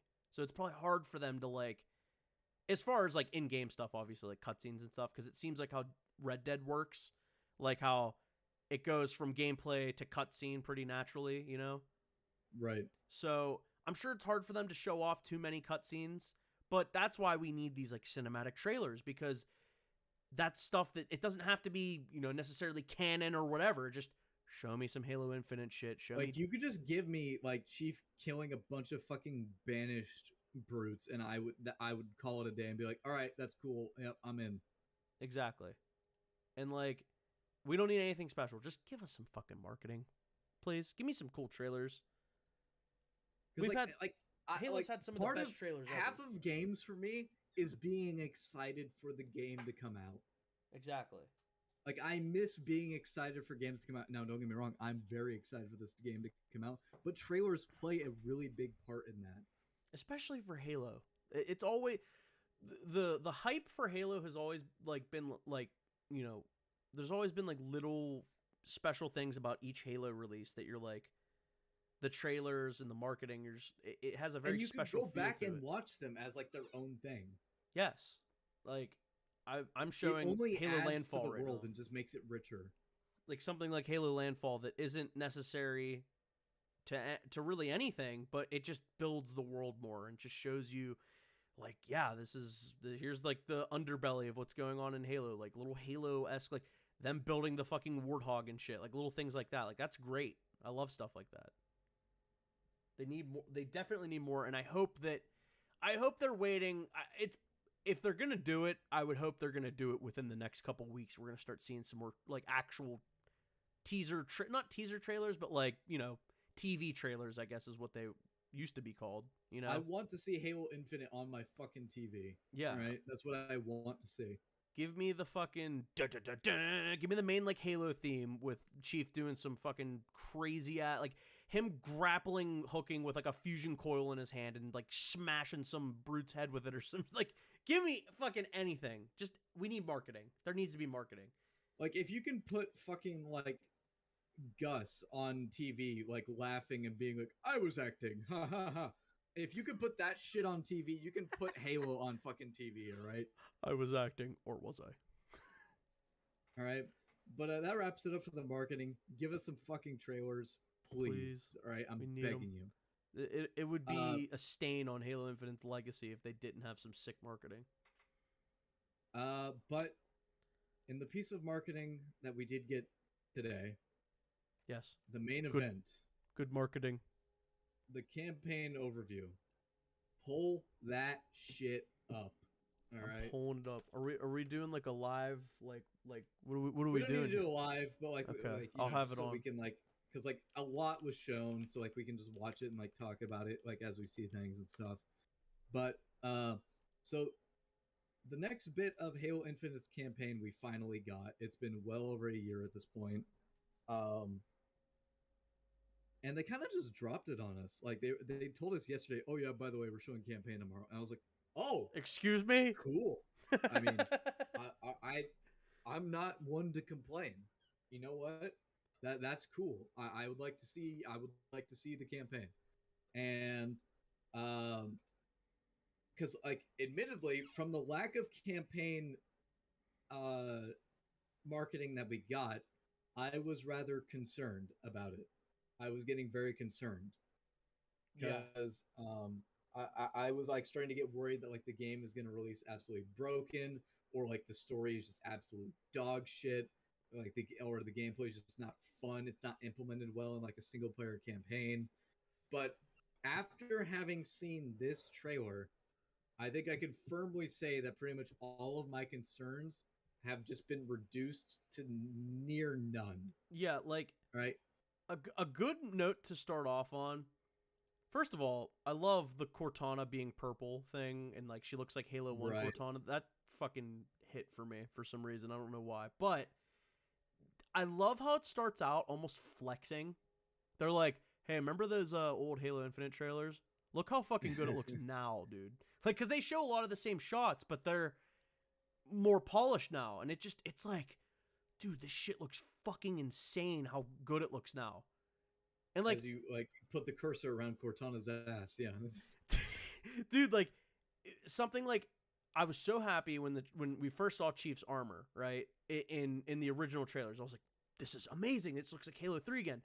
Now you look at it and you realize the error that was with the other armor, he looked perfect. Like he never had a nick in his armor or anything. It's like, dude, this guy has been through like so many wars. Like his armor This should guy's be been beat the through fuck thick up. of it.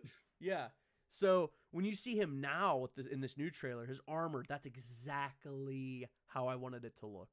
And I was so happy when I saw that. I was like, "Oh my god, this is It's what I was." bringing the grit back to Halo, which has Yeah. been so sorely missed. Oh my god, yeah, in the Halo past couple 5, iterations. Halo 5 and Halo 4, everything's like so neat and perfect and everyone's like spotless, you know? Like I hate that. Like Chief's armor has like damage in it or whatever, but like there's no like you know like how in Halo 3 as you I would progress say through Halo the story 5 was a worse offender than Halo 4 was. Yes, right. Like in Halo 3, as you play through the game, Chief's like armor gets more more fucked up and more dirty. Not like to a drastic extent, but like he has like fucking green goo like all over his like legs and boots by the end of the story because like he's been traversing all this like flood shit that he had to like step through, you know, like I like little things like that, and that's what it reminds me of when I see stuff like that. That's how it should look. And like, you know, it's just all these establishing shots of like this beautiful vistas. And like a slight concern I do have is maybe like a lack of environment variety, which I guess we just kind of have to wait and see. But we like, just don't know. Based off of what we do see, the game looks fucking massive, and it looks like there's a shit ton to do. Dare I say, it almost looks Far Cry-esque, which I know probably has a negative connotation to it.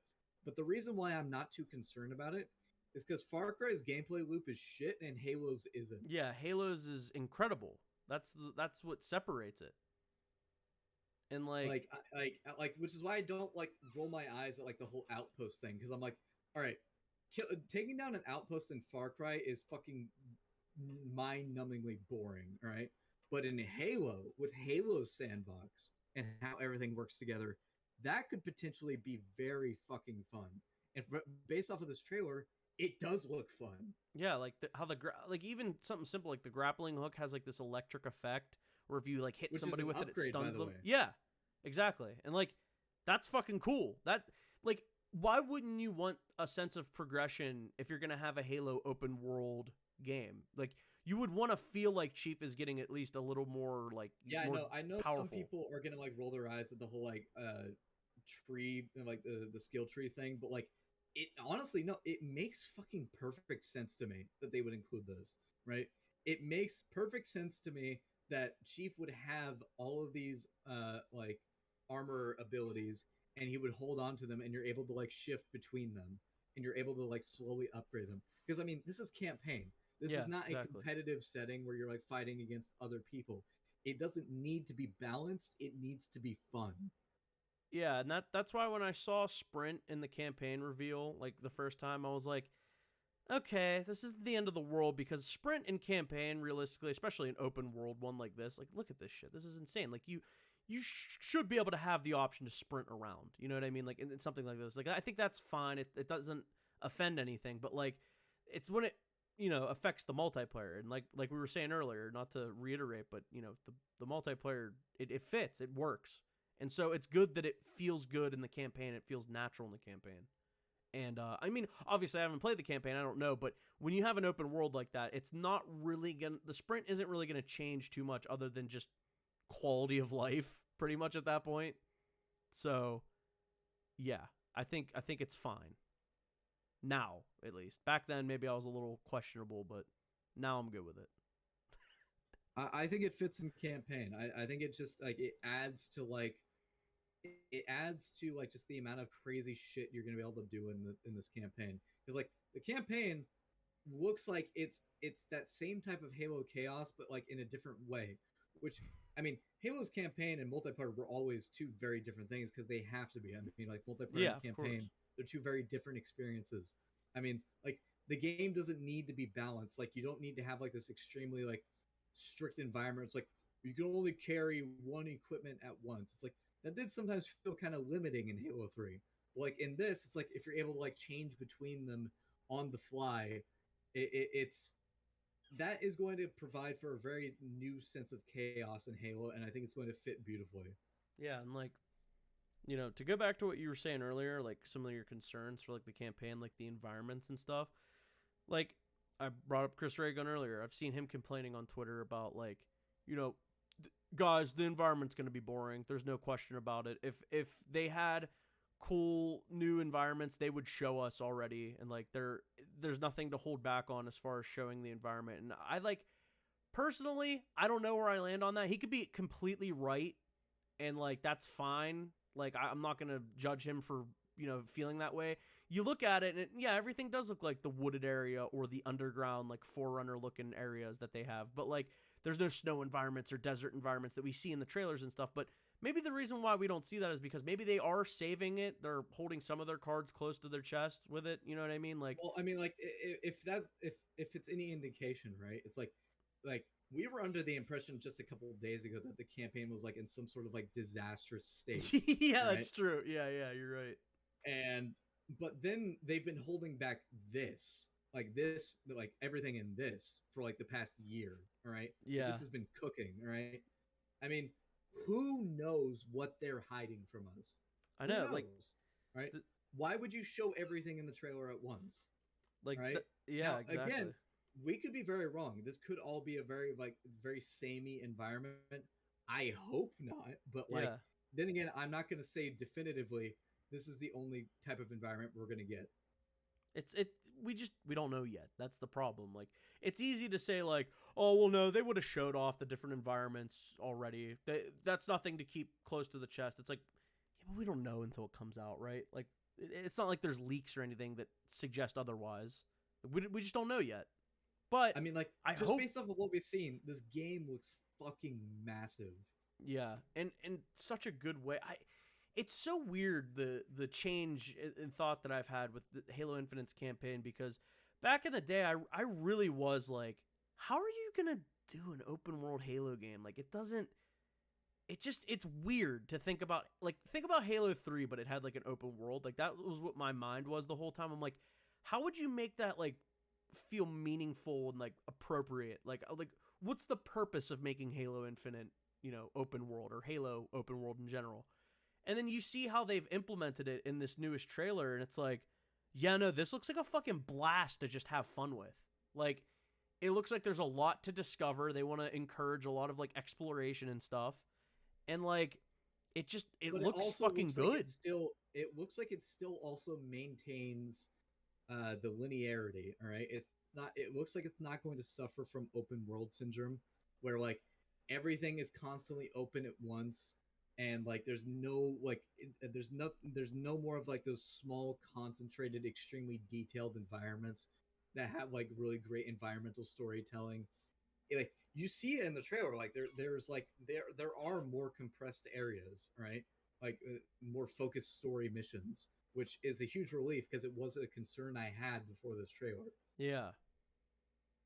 And like I just, I think that even seeing something like this game's going to have like a day-night cycle apparently, and like you can see in the trailer like when it's like at dusk or dawn or whatever, and it's like, yeah, it does look a little different, and I wonder how that will affect, if at all, if it'll affect anything as far as like enemy patrols or how outposts go and stuff like that. And I'm sure when we do get to experience some of these like optional areas, I'm sure there will be environmental storytelling and like lore things that like are just like hidden within the areas. Like I have to if imagine. you look at the TAC map, there's like a shit ton of collectibles.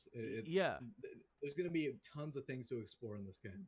And don't make that a criticism either, anyone who hears that, because there's always been collectibles in like Halo games. Like that's always been a thing. There's always been Easter eggs. There's always been like little side things that you can do. Yeah. This is just it dialed up to 11. Yeah, it's not turned into like Assassin's Creed collectible, like meaningless collectibles. Like I have to imagine, like knowing how like Halo 3 terminals are, for example, like just off the top of my head, those are very meaningful and like very interesting if you take the time to read them. Obviously, a lot of people can't be fucked to like read shit like that, but when you do, it feels very rewarding because it's like, this is like super well written. I didn't know that this shit even existed in Halo, and then you happen to stumble upon it and you're like, who the fuck is Mendicant Bias, and what the fuck is he talking about, his biggest tragedy and all that? Like, the librarian. Yeah, you see stuff like that, and it just enriches the world. And I feel like they're gonna try. I hope they're gonna try to do that with this story. I have to imagine they will.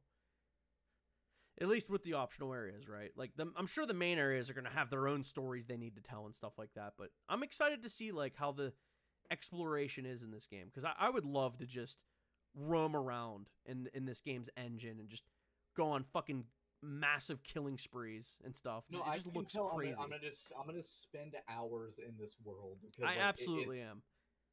It looks beautiful, and like it looks like the opening, like the second mission from Halo Combat Evolved, but like an entire game. Yeah, on steroids. Like it looks good. Like I'm just really I'm a little speechless with it, because honestly, it kind of comes as a shock. Like you were saying earlier, like we weren't really expecting it to look as good as it does in this trailer. I think we would have been the first people. We would have been the first people to be like, "This ain't it. This doesn't look that great. I'm not feeling it. This hasn't blown me away. Like this actually genuinely, like this isn't the most revolutionary gameplay we've ever seen. This isn't the most revolutionary map design or story or anything, at least so far, right?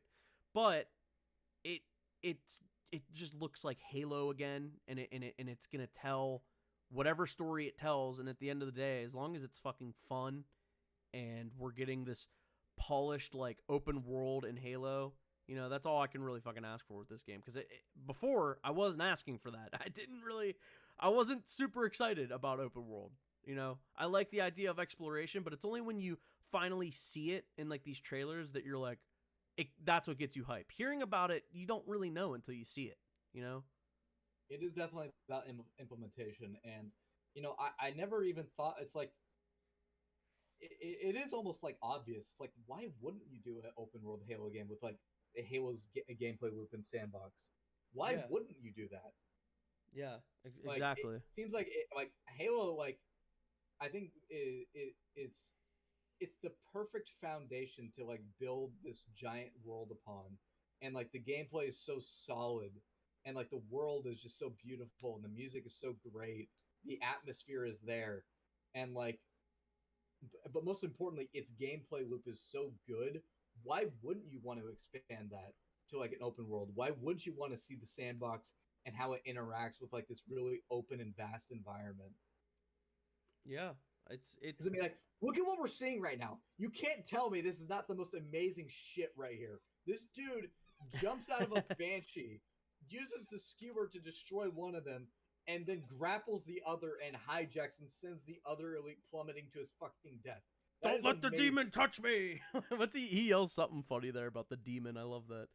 It's it just fucking, yeah, dude. Like that's like the perfect example of like Halo's sandbox on this like level of like they look like they're really fucking high in the air right there. Look how high in that up he Banshee is. Port.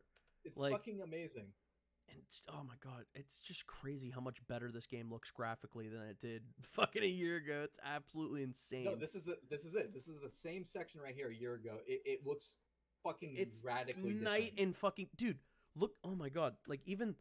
Hold on, I want to get this shot on screen. Like the lighting of the what are they calling those things? There's like hexagon like the pillars. Like, yeah, you know, like the lighting pillars. and the detail on those in the background.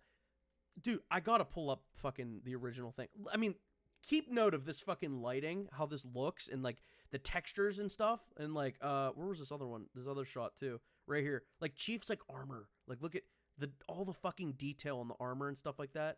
And then you like go to fucking was it the reveal? Yeah, the campaign reveal trailer. Yeah, here we go. 8-minute demo. Yeah. So in the background, like, you can tell immediately. You're on crack if you can't tell the difference right here.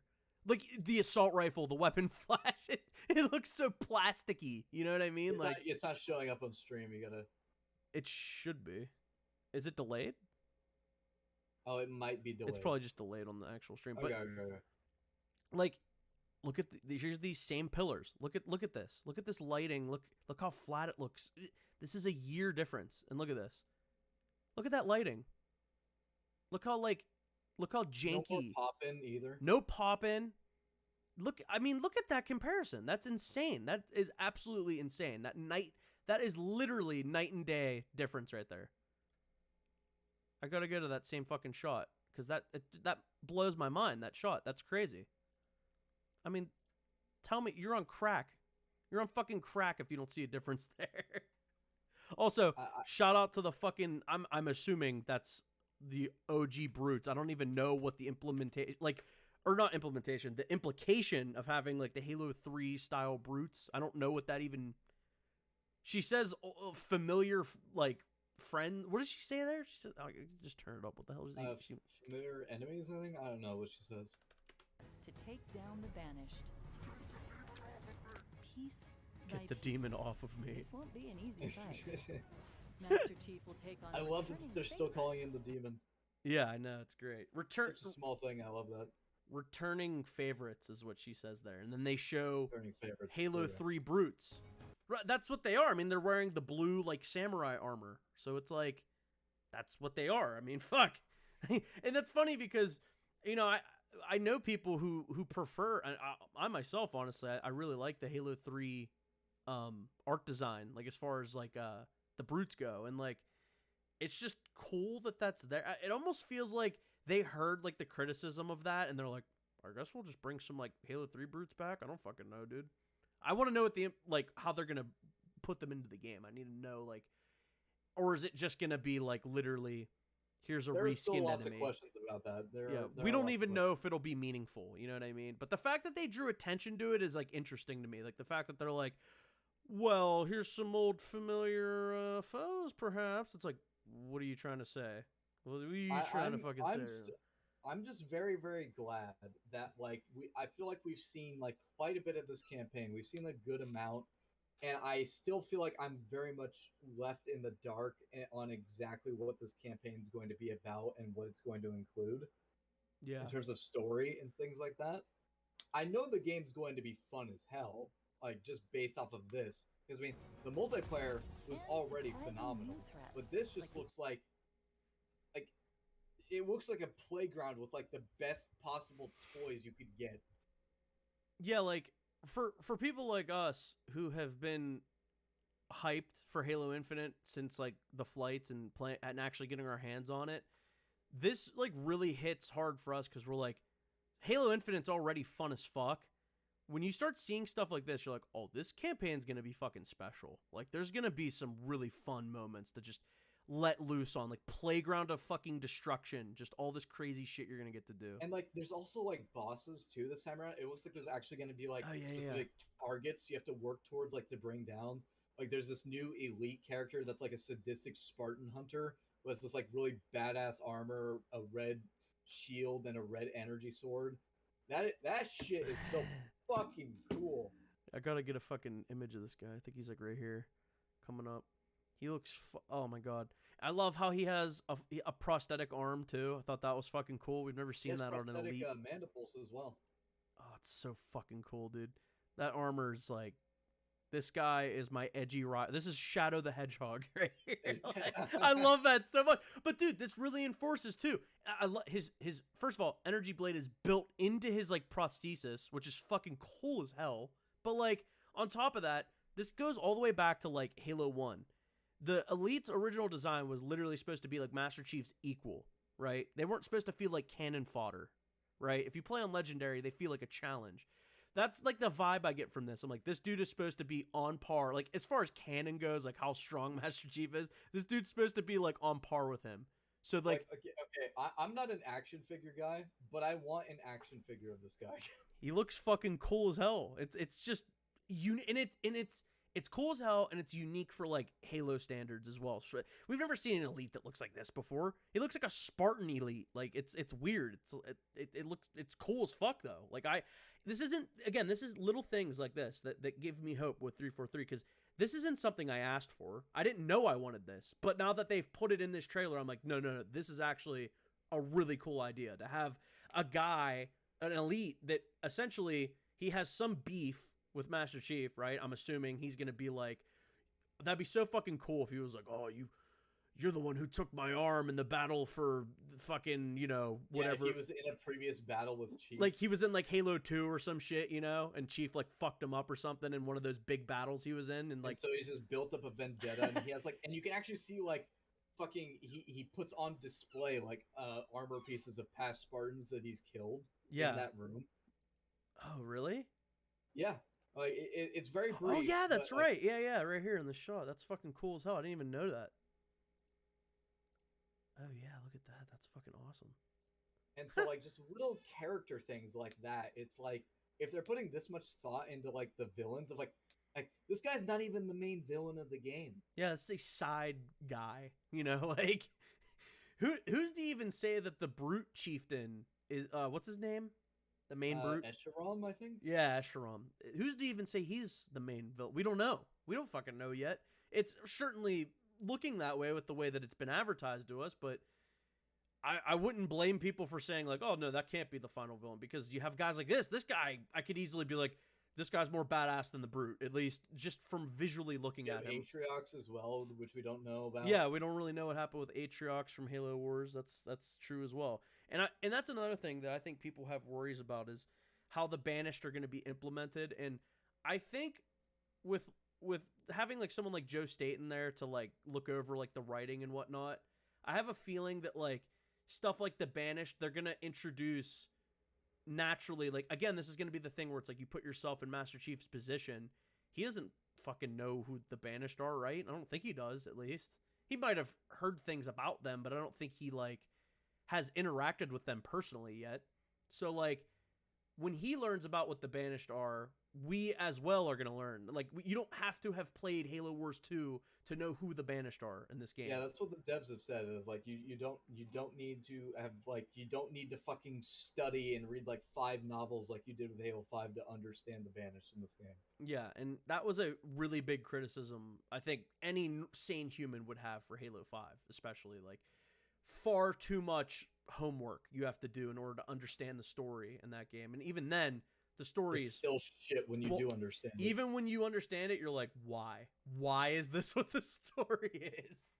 Why is this the Halo 2 of 343's game when Halo 4 story was 1,000 times better and more cohesive? And then you have Halo Infinite that's shaping up to be, again, leagues better than Halo 5. Halo 5 is just literally this like black mark on the series at this point.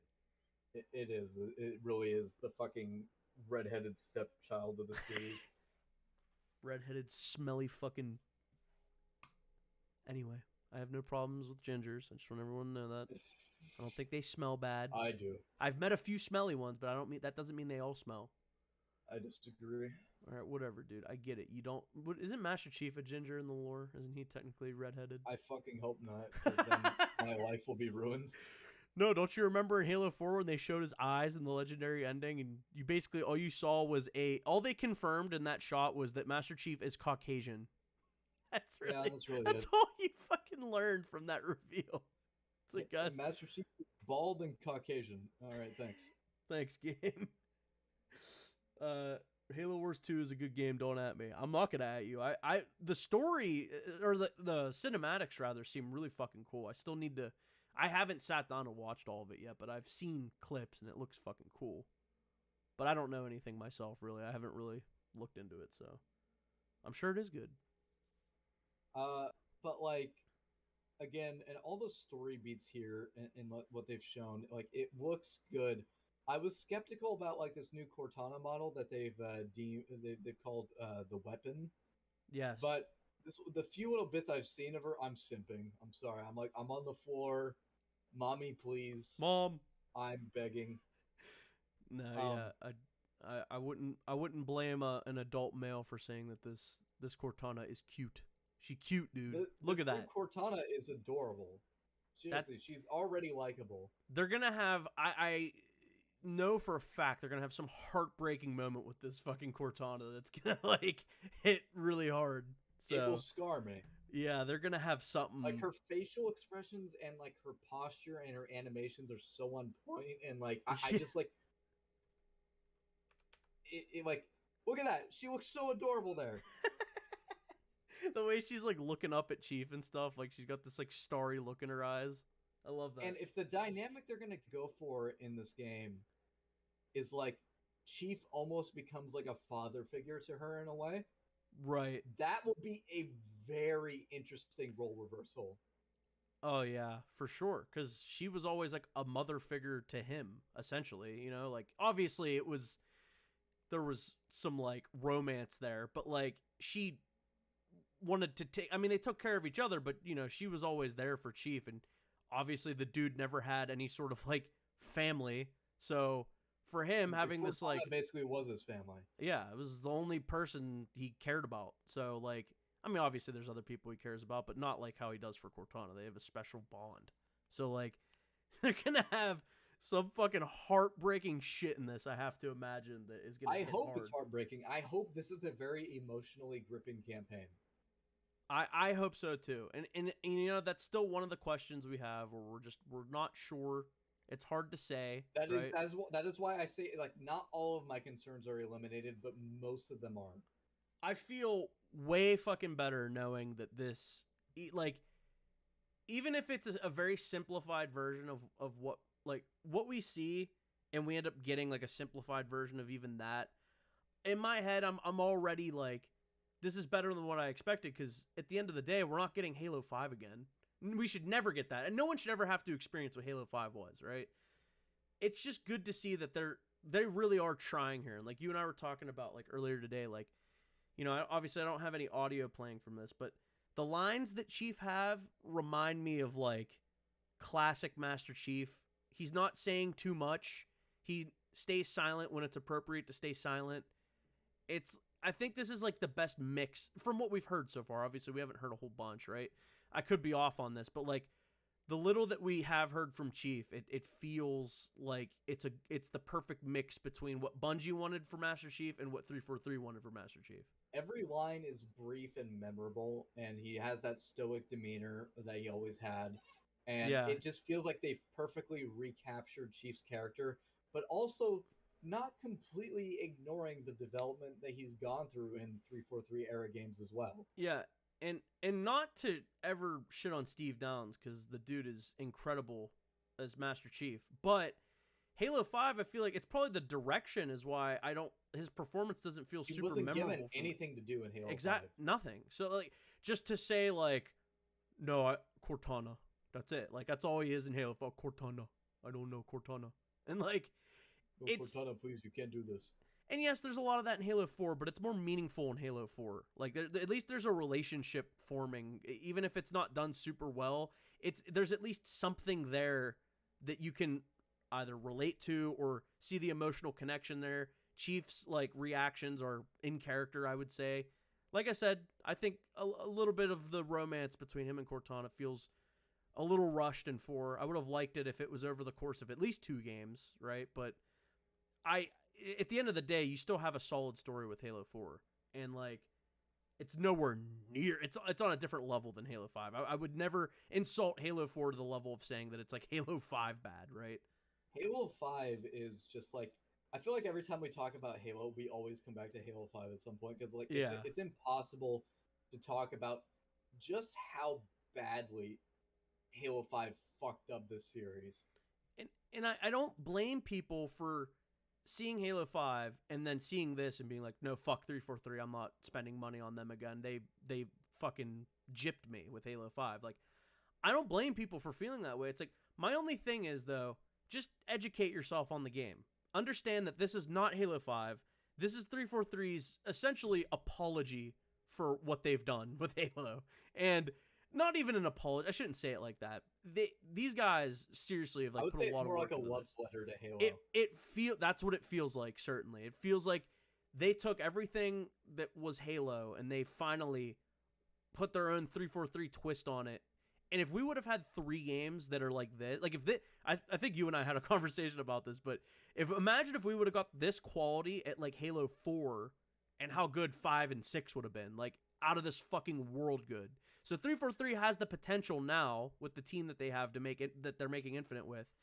That's why I say, I might sound like a consume, but I think if we were going to get like an ODST or a Reach version from 343, I'm like, it like excites me. I just want more from this game engine, more gameplay and more new shit to get added through like DLCs, or if they make small contained stories or something like that. Like, and it just gets me so excited.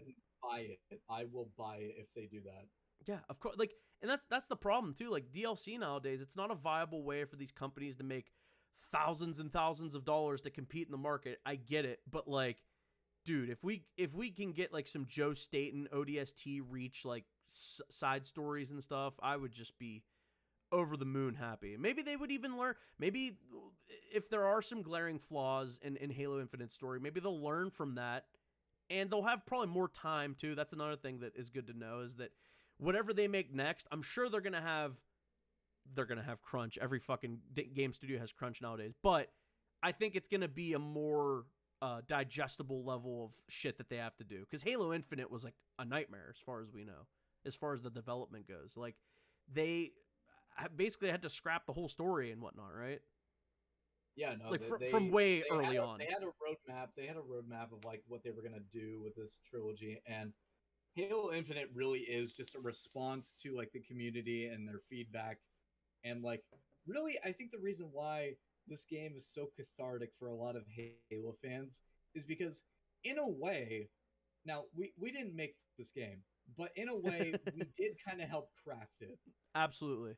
And that's what they mean when they say, like, thanks to the fans, because without you guys, like, I think Bungie really fucking meant that when they say that about, like, Halos 1 through Reach, because, like, each one of those games, Bungie did something special where they responded to criticisms well, but they also had this magical thing where they gave us things we didn't know we wanted.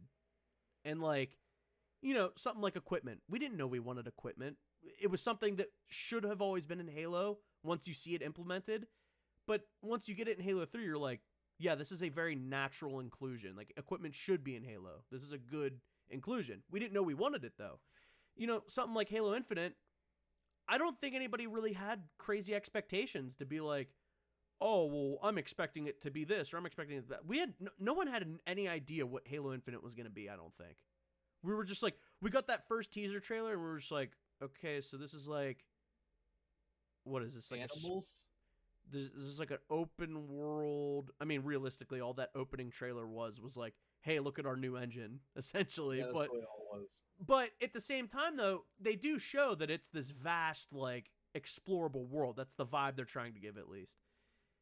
And so you see that, and you don't really know what to expect, because there hasn't really been anything like that in Halo since Halo CE, like, original concepts, right? Like, that was like the original idea, was to have that. So like, you look at something like Halo 3 that has like all these epic like battlefields and stuff, which are cool, but there's nothing like as grand scale as what Infinite's trying to go for. It's very unique in the Halo like franchise, and I think it's gonna probably stand out in a good way, though. Like, I have a feeling that Halo Infinite's gonna definitely be looked back on like fondly.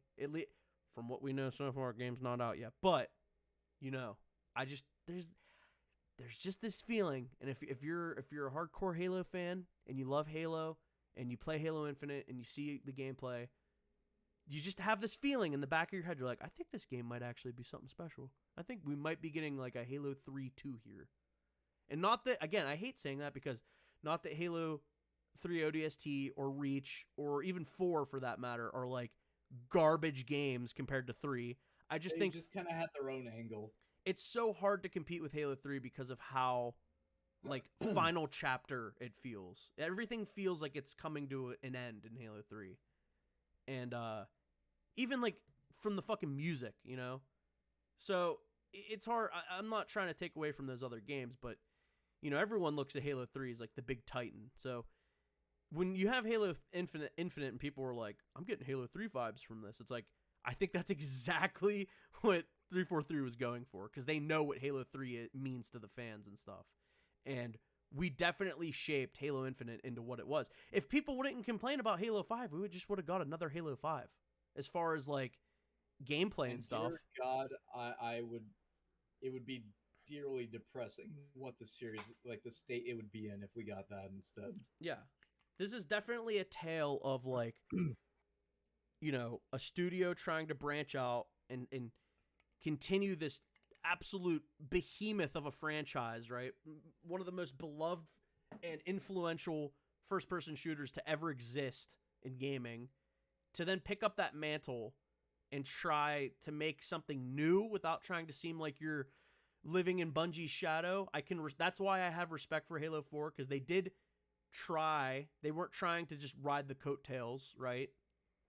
They tried to do something new with it, and it didn't land for everybody. Certainly Halo 5 didn't land for anybody, I don't think. I'm sure there's fucking people out there that love Halo 5 story.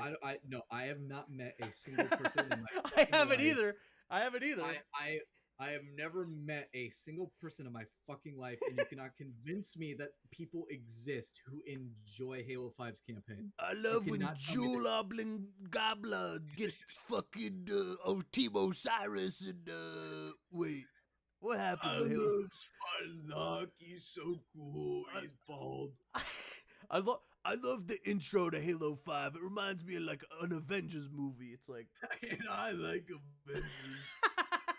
I'm just completely brain dead. Like That's like the ultimate consumer, right? They're trolling on the Xbox controller. Pog! They're jumping down a mountainside and using Spartan abilities, and Buck is like a Spartan, and Spartan Buck is really funny. I think I've seen him in something before, but I don't know. I remember when Nathan Fillion said the funny, sarcastic line.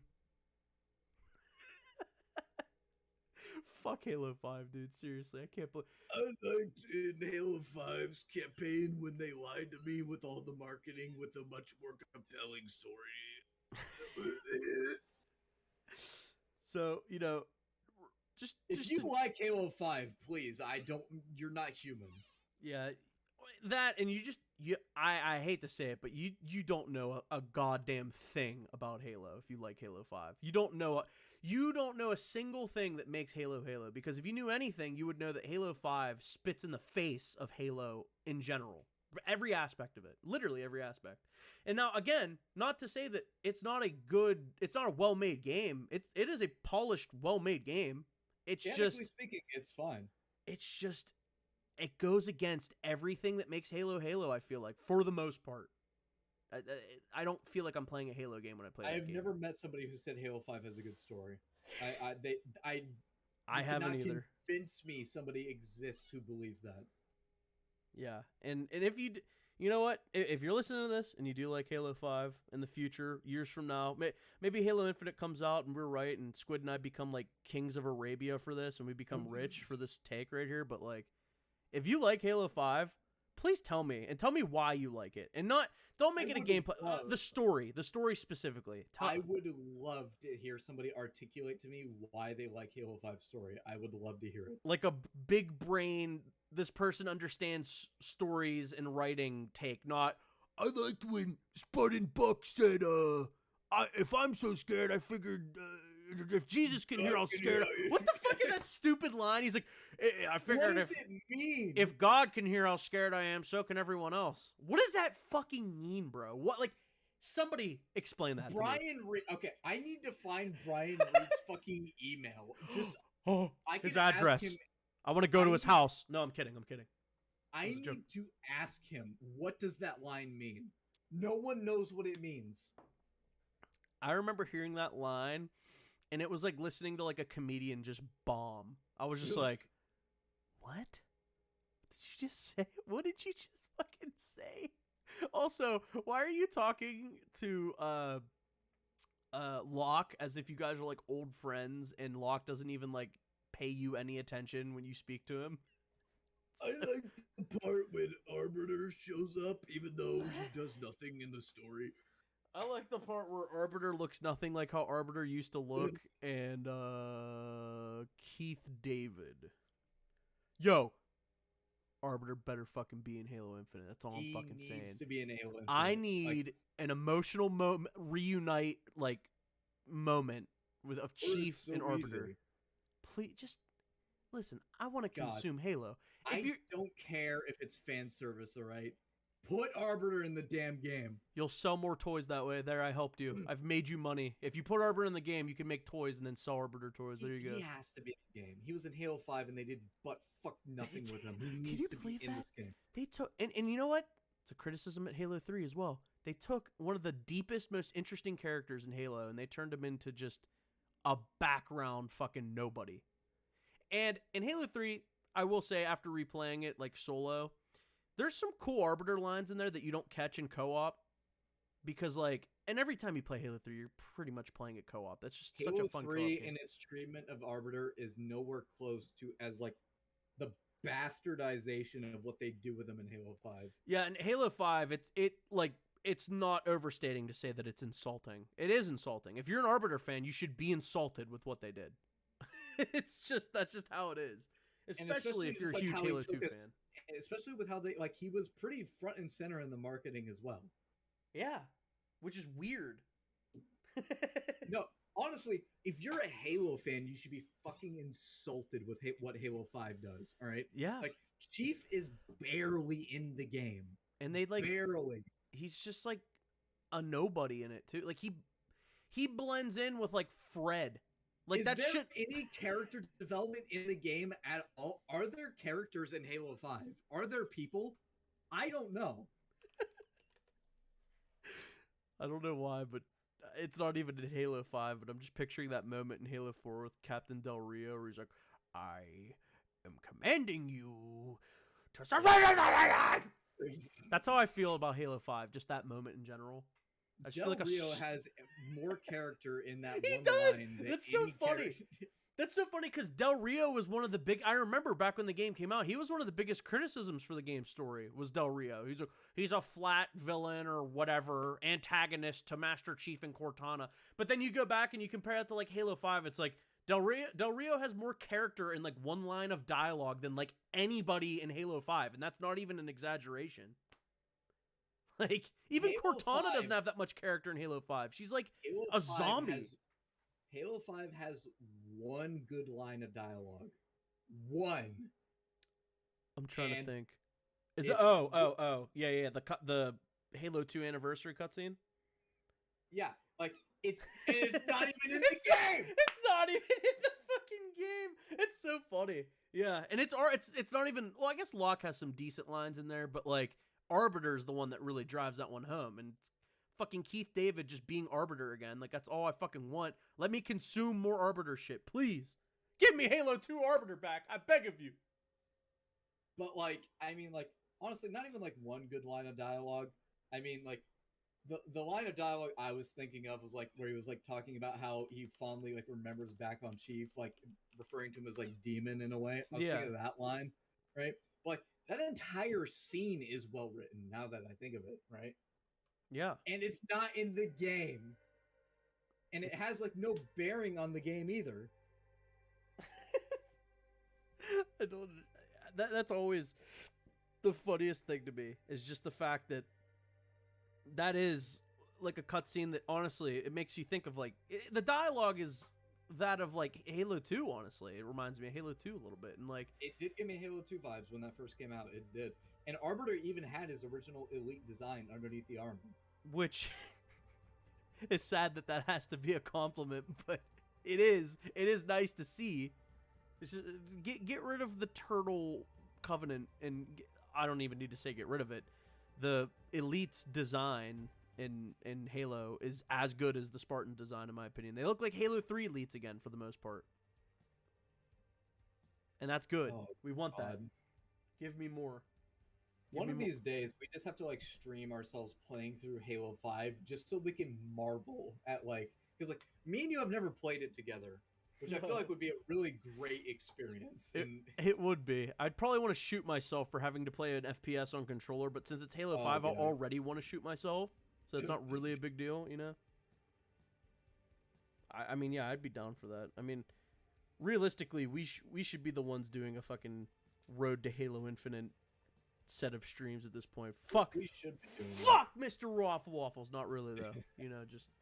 No, it's been great watching him play through all the games. It really has been nice to see someone who can appreciate good writing, you know, go through the Halo story and see him get, like, invested in the characters and then get emotional when there's, like, moments like that, especially in, like, Halo 4. I will say, it's nice to see. It's nice to see a fresh set of eyes that, you know, the person can at least appreciate a good story instead of just, you know, looking at it with this fucking, like, oh, it's just some game I missed as a kid, I'll play it. It's like an FPS, right? Like, he wants to get invested in the story, and it's nice to see that, because there's really no one on YouTube really doing that that's at least semi-big. You don't see anybody being like, this is my first playthrough of Halo. Like, this is incredible. Like, especially with him having, like, JC there to, like, guide him and stuff. Because it's just so fucking wild to, like, think about the idea of, like, you've never played a Halo game before. Or have, like, even seen anything. Apparently, he didn't, like, see, like, really anything about it. So it's just like, oh, fuck. I just have the Halo Infinite soundtrack on in the background. I'm trying to make it not be super loud. It's so good. It's fucking... I feel... When I listen to some of these songs, I feel like this is, like, the final chapter of, like, Master Chief's story. I hope it is. I hope it is, too. Not that I want Chief to, like, die or go away. Like, I fucking love Master Chief, but... This needs to be the bookend. Don't bastardize Master Chief anymore. Like, not that he is currently, I wouldn't say too much, but, like, just let's let him rest. He is a wonderful piece of history in video games. Maybe have him come back at some point in the future, not in a sequel story or anything like that, but if you give us, needs to be the end for Master Chief. If you give us any more Master Chief, make it. Even then, I'd be scared of getting prequel stuff with Master Chief because I don't trust the writers. If this game ends up just like, all right, well, off to the next adventure, I will be genuinely pissed. Chief's like, well, everybody, that's it for me. I'm gonna get in my what is it? What's that ship called? A swordfish or fucking broadsword? Is that what broadsword? Yeah. Yeah. He's like, I'm gonna get my broadsword, guys. I'll see you later. And you see him take his helmet off like he does in Halo 1, and he just has another helmet underneath. Oh god. But no, I think like, so moving to conclusions, what do you hope to see in like up until the game releases? Like, what would you like to see? Okay, so for one, we covered it to death, but obviously just more marketing. We need some more trailers, and I don't need to say that a million more times. Everyone gets it. Just give us some interesting trailers, like old school, and I think they probably will. I have to imagine they know how important the Halo trailers are to Halo fans. At least I assume they know. So, you know, I'm sure we'll get that. I'd like to see maybe some, like, it'd be cool to get hyped for, like, custom game stuff that they could maybe show us. I don't know. Like, show off the more wild side of Halo so that people can get that Halo 3, like, custom games vibe, you know what I mean? Like, right. I don't know how they would really do that, though, in, like, marketing, because we're so close to the game. I guess if they put out another multiplayer, it would just be weird, though. You know what I mean? Like, to have, like, oh, here's a multiplayer video, even though, like... Maybe another multiplayer trailer where they show off some more, like, wacky modes. Like, we haven't even, like, seen Infection yet or anything like that. Yeah, like, if there is... Driftball. If there is unique stuff for Halo Infinite, to provide to us, show it in some of these trailers. Get people fucking hyped. Like how they had like the firefight trailer for like ODST, something simple like that. Like it's a fun trailer. It's memorable because you have Sergeant Johnson narrating over the whole thing, and like it shows you like the game mode, and it gets you hyped for it. Like, this actually looks fucking fun. I want to do this. I want to play as Sergeant Johnson. What the fuck? Like, it's cool. And like I don't know, like, if they have a firefight, give us like an epic firefight reveal where it's like this fucking Saving Private Ryan, like Spartans, like fucking just fighting in this really gritty battle, like, but it's like, in the awesome like like the multiplayer season 1 reveal or whatever the hell it was. Like, that looked fucking awesome. I loved how that looked graphically. So like stuff like that, I think, like, for sure, like if they have firefight or whatever, though they haven't mentioned it, so I don't think they will, at least at launch. We have no clue, really. We really don't know. Yeah, we're still in the dark with something like that. I have to imagine they probably won't have it at launch just because they haven't mentioned it at all, I don't think. So, for them to mention, like, oh, we'll have Forge, but 6 months down the line, it's like, I'm sure they would have mentioned Firefight's probably the least of their priorities right now, I imagine, but I know, they're crunching hard right now. It would be something like that. Or, yeah, no, I think that's where I would be happy with that. Because I think we have enough now to the point where it's like, I don't want them to show too much, because I still want, I don't know, obviously I could sit here and watch hours and hours of campaign shit if they had it available to me. But like, part of me is like, save some of it and leave the rest of it for like these epic trailers or TV spot trailers and stuff like that, ads on YouTube and whatnot. But, other than that, dude, like, give me some, like, some feelsy, like, Master Chief stuff. If this is going to be the last time I see Master Chief, if this is the last time we get to see Master Chief in a Halo game, it should be emotional for everybody involved, because the dude is the face of the franchise, and, like, we've been in his shoes since the beginning. So, give me some, like, Starry Night trailer, for example. Give me something like that, but like, it makes me go like, oh my god, like, Master Chief could die in the story. This could be the end, and like, it could be tragic. It might not be a happy fucking ending. We don't know. But as far as we know, Halo Infinite's like the last Halo to come out for a while, so, And yeah, and so like, I agree with absolutely everything you're saying here. I want this game to deliver like a really satisfying, like, basically, like, most of my cards are in the campaign. All right, yeah. Like, I that's what I really want to be. We already know the multiplayer's solid. There's nothing to debate there. Multiplayer is fucking great. We already know.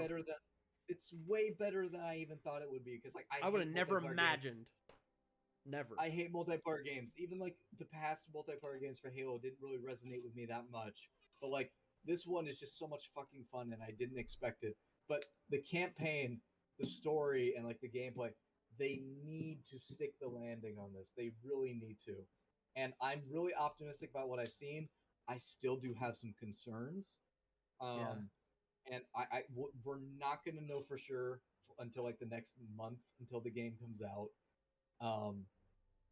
But I just hope it delivers this really emotional bookend to the Master Chief's character and Cortana. Just lay these characters to rest. Yeah. And give satisfying conclusion to all that they've been through, all the arcs. It needs to be a satisfying conclusion, because these characters deserve it. Yeah. Right. And I felt that way.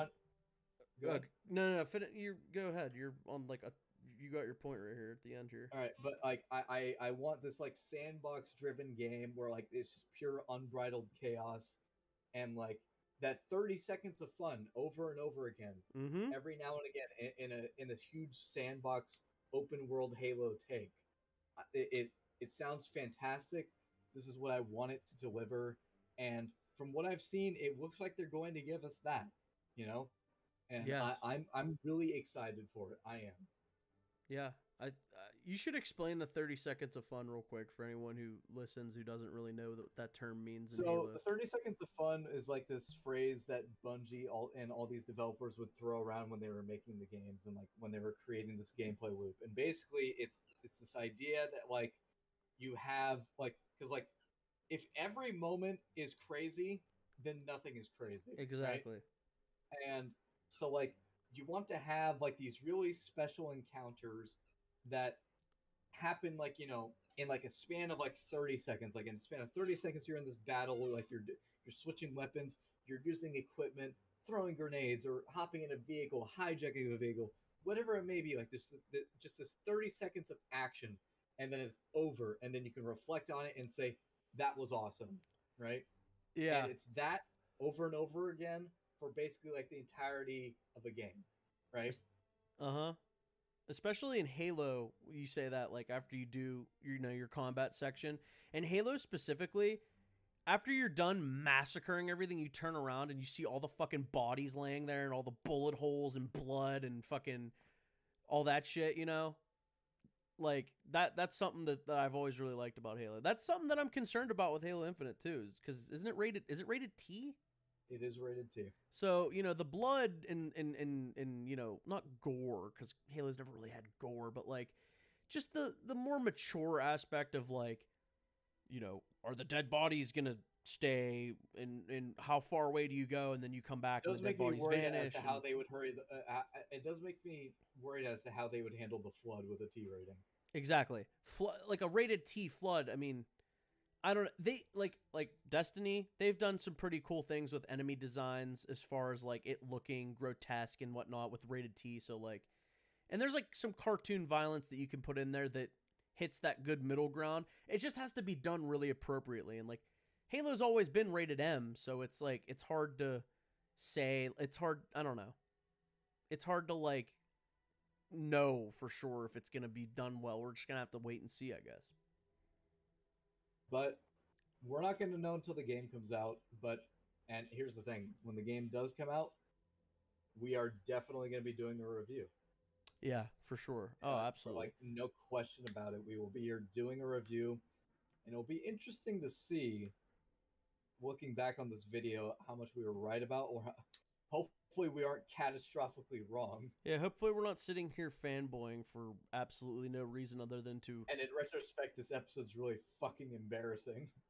Listen, man, I am confident because I have experienced it.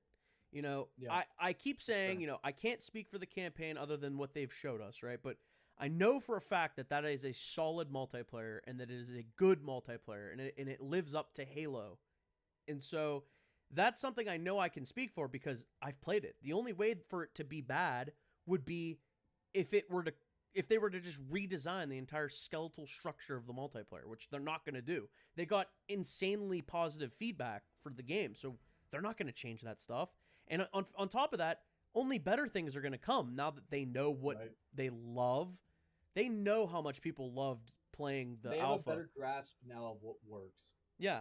And it's funny because they came into it like, I wonder what they think of this. And we're like, we love it. And they're like, oh, word? All right, we're going to fucking add more shit then. Sweet. Like that kind of mentality, you know what I mean? It's just, I don't see the multiplayer failing. It's the campaign that we after even seeing the campaign overview, we loved it. It's awesome. It gets me super excited, but like, there's still the wondering question, like, how's the writing going to be? How's the ending going to be? What's going to happen to Cortana and Master Chief, or if Cortana's even in this game? That is still all a very big question mark. We don't know. We just don't know. And we don't even know who the main antagonist is yet. Part of me is very excited that they haven't revealed it, and part of me is kind of terrified at the same time. It is exciting and terrifying because on one hand, I love not knowing because I get to experience it organically and I get to discover things that I had no idea. There could be things in this story that you experienced. You're like, I had no idea the story was going to go this direction. Like, and I hope it does that. Yeah, exactly. Like, I want to be surprised by it. And at the same time, it's a Halo game. So at the end of the day, I'm not really expecting this story to blow my fucking brains out. You know what I mean? Because like, even Halo 2's story doesn't do that for me. It's an amazing story, but it's just a very satisfyingly written story. Yes, it's very well written, and it tells like a beautiful like hero's journey story through like Arbiter, and I love that. But it's simplistic in that way. It's not reinventing the fucking wheel, you know what I mean? But it's well written, and that's what matters. It's the sum of all of its fucking parts. So we have to hope that we can at least get the quality that we're used to as far as like Bungie campaigns go, right? I'm praying that this campaign ends up being one of those ones where people look back, oh, what's your favorite Halo game? Halo Infinite. It had like the best multiplayer and best campaign in my opinion. Like, I think the campaign was great. Nothing more than to say Halo Infinite was my favorite Halo. Yes, I'm not going to sit here and be a Halo gatekeeper, be an old school Halo fan and a snobby Halo fan, and be like, actually, Halo 2 was my favorite Halo. Halo 3 actually is the king of Halo, so nothing can really ever surpass that. You know, look, not that they're not tough to beat. Of course. But I would love for nothing more than this to be the best Halo game that was ever made, because that's only a good thing. Yeah, if you don't want Halo to succeed, then you're a fucking weirdo. I don't know. It's just, you got some issues you got to iron out, because Halo is, I would argue, like one of the, if not the most influential first-person shooters to ever come out. And like the fact that not only are they that influential, they have a good story and a lore the size of like Star Wars, if not bigger. You know, like they, in a good way. Obviously, these added additions with some of these newer books are questionable and stuff, right? But at the end of the day, we have a really interesting sci-fi universe that like I fucking love, and like I like that they're compacting it into like a Halo ring and a personal story with Master Chief, and it's not kind of like how the other ones go. Like here's this big war going. Quick, send our killing machine through their line of defenses to like get to objective B or whatever. You know what I mean? Like this feels more personal. Like they even say in the campaign overview, they're like, they're hunting the Master Chief. They want to kill him. They want him off the ring. They know he's there. They want him gone. And Cortana, or new Cortana, whatever you want to call her, she's like, you know, it does feel like everyone's trying to fucking kill you out here. Like this is a little like spooky. Like they don't want you gone. Like they want you out of here. So, you know, that's going to conclude in some way. There's going to be some sort of, I would hope, satisfying ending to at least that aspect of it. I hope that these writers understand the rules of like fictional writing and like payoffs, unlike a certain somebody involved with Halo 5's writing team. Oh. I just hope we get those payoffs. I really do. We're pretty much just, at this point, it is a wait and see mentality. I mean, as far as we know, we're not really getting anything else as far as like reveal trailer it's stuff. all a surprise from this point forward. Like we have no idea. So let's keep our fingers crossed and let's look at it objectively for what it is. And you know, I feel like when you do that at the end of the day, we have a pretty nice product so far from what I've seen. It's looking good. It doesn't look like smoke and mirror bullshit, to quote Sergeant Johnson. Also, shout out to like Hidden Xperia, Ackman, Favin, Racevic, and fucking, I guess Chris Raygun too. You know, I have my problems with Chris Raygun, but that dude knows Halo really well. Everybody else I mentioned, it's just nice to see all the Halo boys like excited and rightfully so. And none of them are being unfair. They're actually being pretty critical, honestly, I would say, in a good way though. Constructively, and, like, they're not like sucking the ever loving cock out of the game. Like, yeah, they're obviously very, very excited about it, but they're saying what's wrong with it, what they can improve. Not like a certain J456 when it comes to COD games. Oh no! I don't like that guy. But you know, unless he wants to work with me in the future, then of course I love that guy. He's great. But he better not jump in on Halo. I won't allow that. I'll fucking find him and I'll tell him nicely. I'll be like, hey, don't do that. I won't break into his house or like hurt his family or anything. Obviously, that would be terrible. But I'm saying, like, of course I would never do that. That's awful. Like, I'm reading a comment right now if somebody's saying this. This isn't me saying this. This is a comment in the comment section. Don't worry, guys. Yeah, it would all be in Minecraft. In Minecraft, allegedly, fuck Noah J456. That guy's a piece of shit. Fuck that guy. He's all right. He's not all right. I don't like him. He's okay. He's just kind of a consumer soy jack. It's hard to listen to that guy sometimes, but you know what? it's just kind of hard to watch like a middle-aged man with like his mouth wide open prepared to fucking take Activision. Oh my god! Kind of hard to watch that. Yeah. Sorry, Noah J. Sorry, pal. Sorry, Noah. But the other YouTubers I mentioned, fucking, those are the boys. They understand Halo. They get it. None of them are fucking sucking the... Like, Hidden Xperia is the biggest Halo consumer, and even he has, like, criticisms and stuff. You know what I mean? Yep. And, like, he fucking hates Halo 5. He hates it. And yet, that's the one that you would think a Halo consumer would love the most, in the bad way of being a Halo consumer. Like, that's the one that's, like, read all the books, watch all the series, play all the games, read all the terminals. Like, you know, for someone like him, he should love that. But, of course, it's written terribly. It's not a good story, so therefore, why would he like it? They're being objective, and that's what I appreciate. It seems like the Halo YouTubers have their heads screwed on straight, and it's really nice to see. And they played a huge part in making this game what it is. Yes, and, absolutely. But overall, just like today was a good day for Halo, and it just feels good to say that Halo is back. It is. It certainly feels like we have Bungie Halo back almost. Like we're getting that spiritual successor to Halo 3, but with the 343 twist that should have been there all along, kind of thing. Right. And but I don't have anything more to add. I think I've said everything. I mean, one can only talk about Halo Infinite for 3 hours when we only have so much to talk about, right? We don't know a whole lot about this game's campaign still in terms of like the story. Like it is very much a wait and see kind of thing.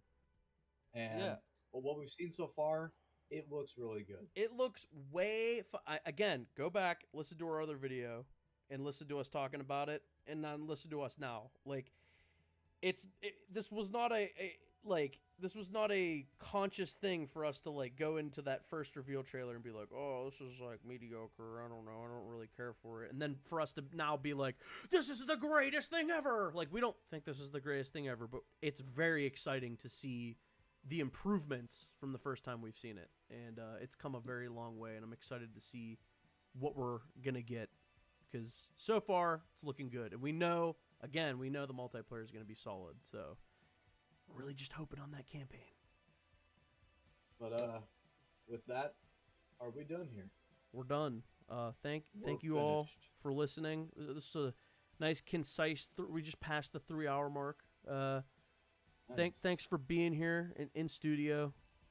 Great to see you. And ladies and gentlemen, the President of the United States, Joe Biden. He's here too. He's been sitting behind you the whole time. Allegedly, of course. Yes, of course, allegedly. We're vaccinated. Don't worry, Biden. Please don't kill us. Yeah, I have a Pfizer bumper sticker. By the way, my dog never came home after getting that vaccine test. I don't know what's going on with that. Anyway, guys. What he's doing. Probably in the back of some Chinese food shop somewhere. Funny if he was getting eaten by insects. Oh yeah, that would be fucked up funny. because he'd be dead. I get the joke. It's little real world humor for you guys. Let's get out of here. All right, we're good. Thanks for watching, guys. Appreciate it. Hope this informed some people who aren't exactly in the know with Halo. I know it sounded very biased, but it was true. I mean, you got some genuine responses here. No one wants to see Halo succeed more than us, but we were the first people to shit on the shortcomings of Infinite and Halo 5. So keep an open mind, educate yourself, and be excited. Halo's coming back, baby, in a big way. It's an exciting time, it is. So thank you guys for watching. Maybe New Meme Radio will come back in some other capacity. Not that it ever went anywhere. We're experiencing like a heavy workload in the office, and like it's been like pretty busy and stuff. So like, yeah, thanks for like watching or whatever, guys. Really appreciate all of you, and good night.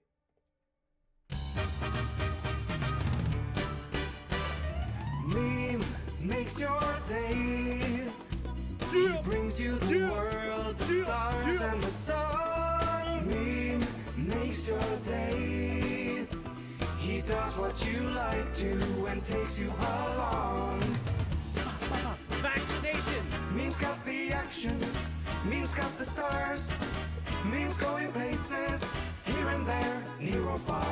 Meme makes it cover line wherever you are. Meme makes your day. He's part of the action, he's where you belong. Meme makes your day. He shines with the stars and he takes you along. Meme makes your day.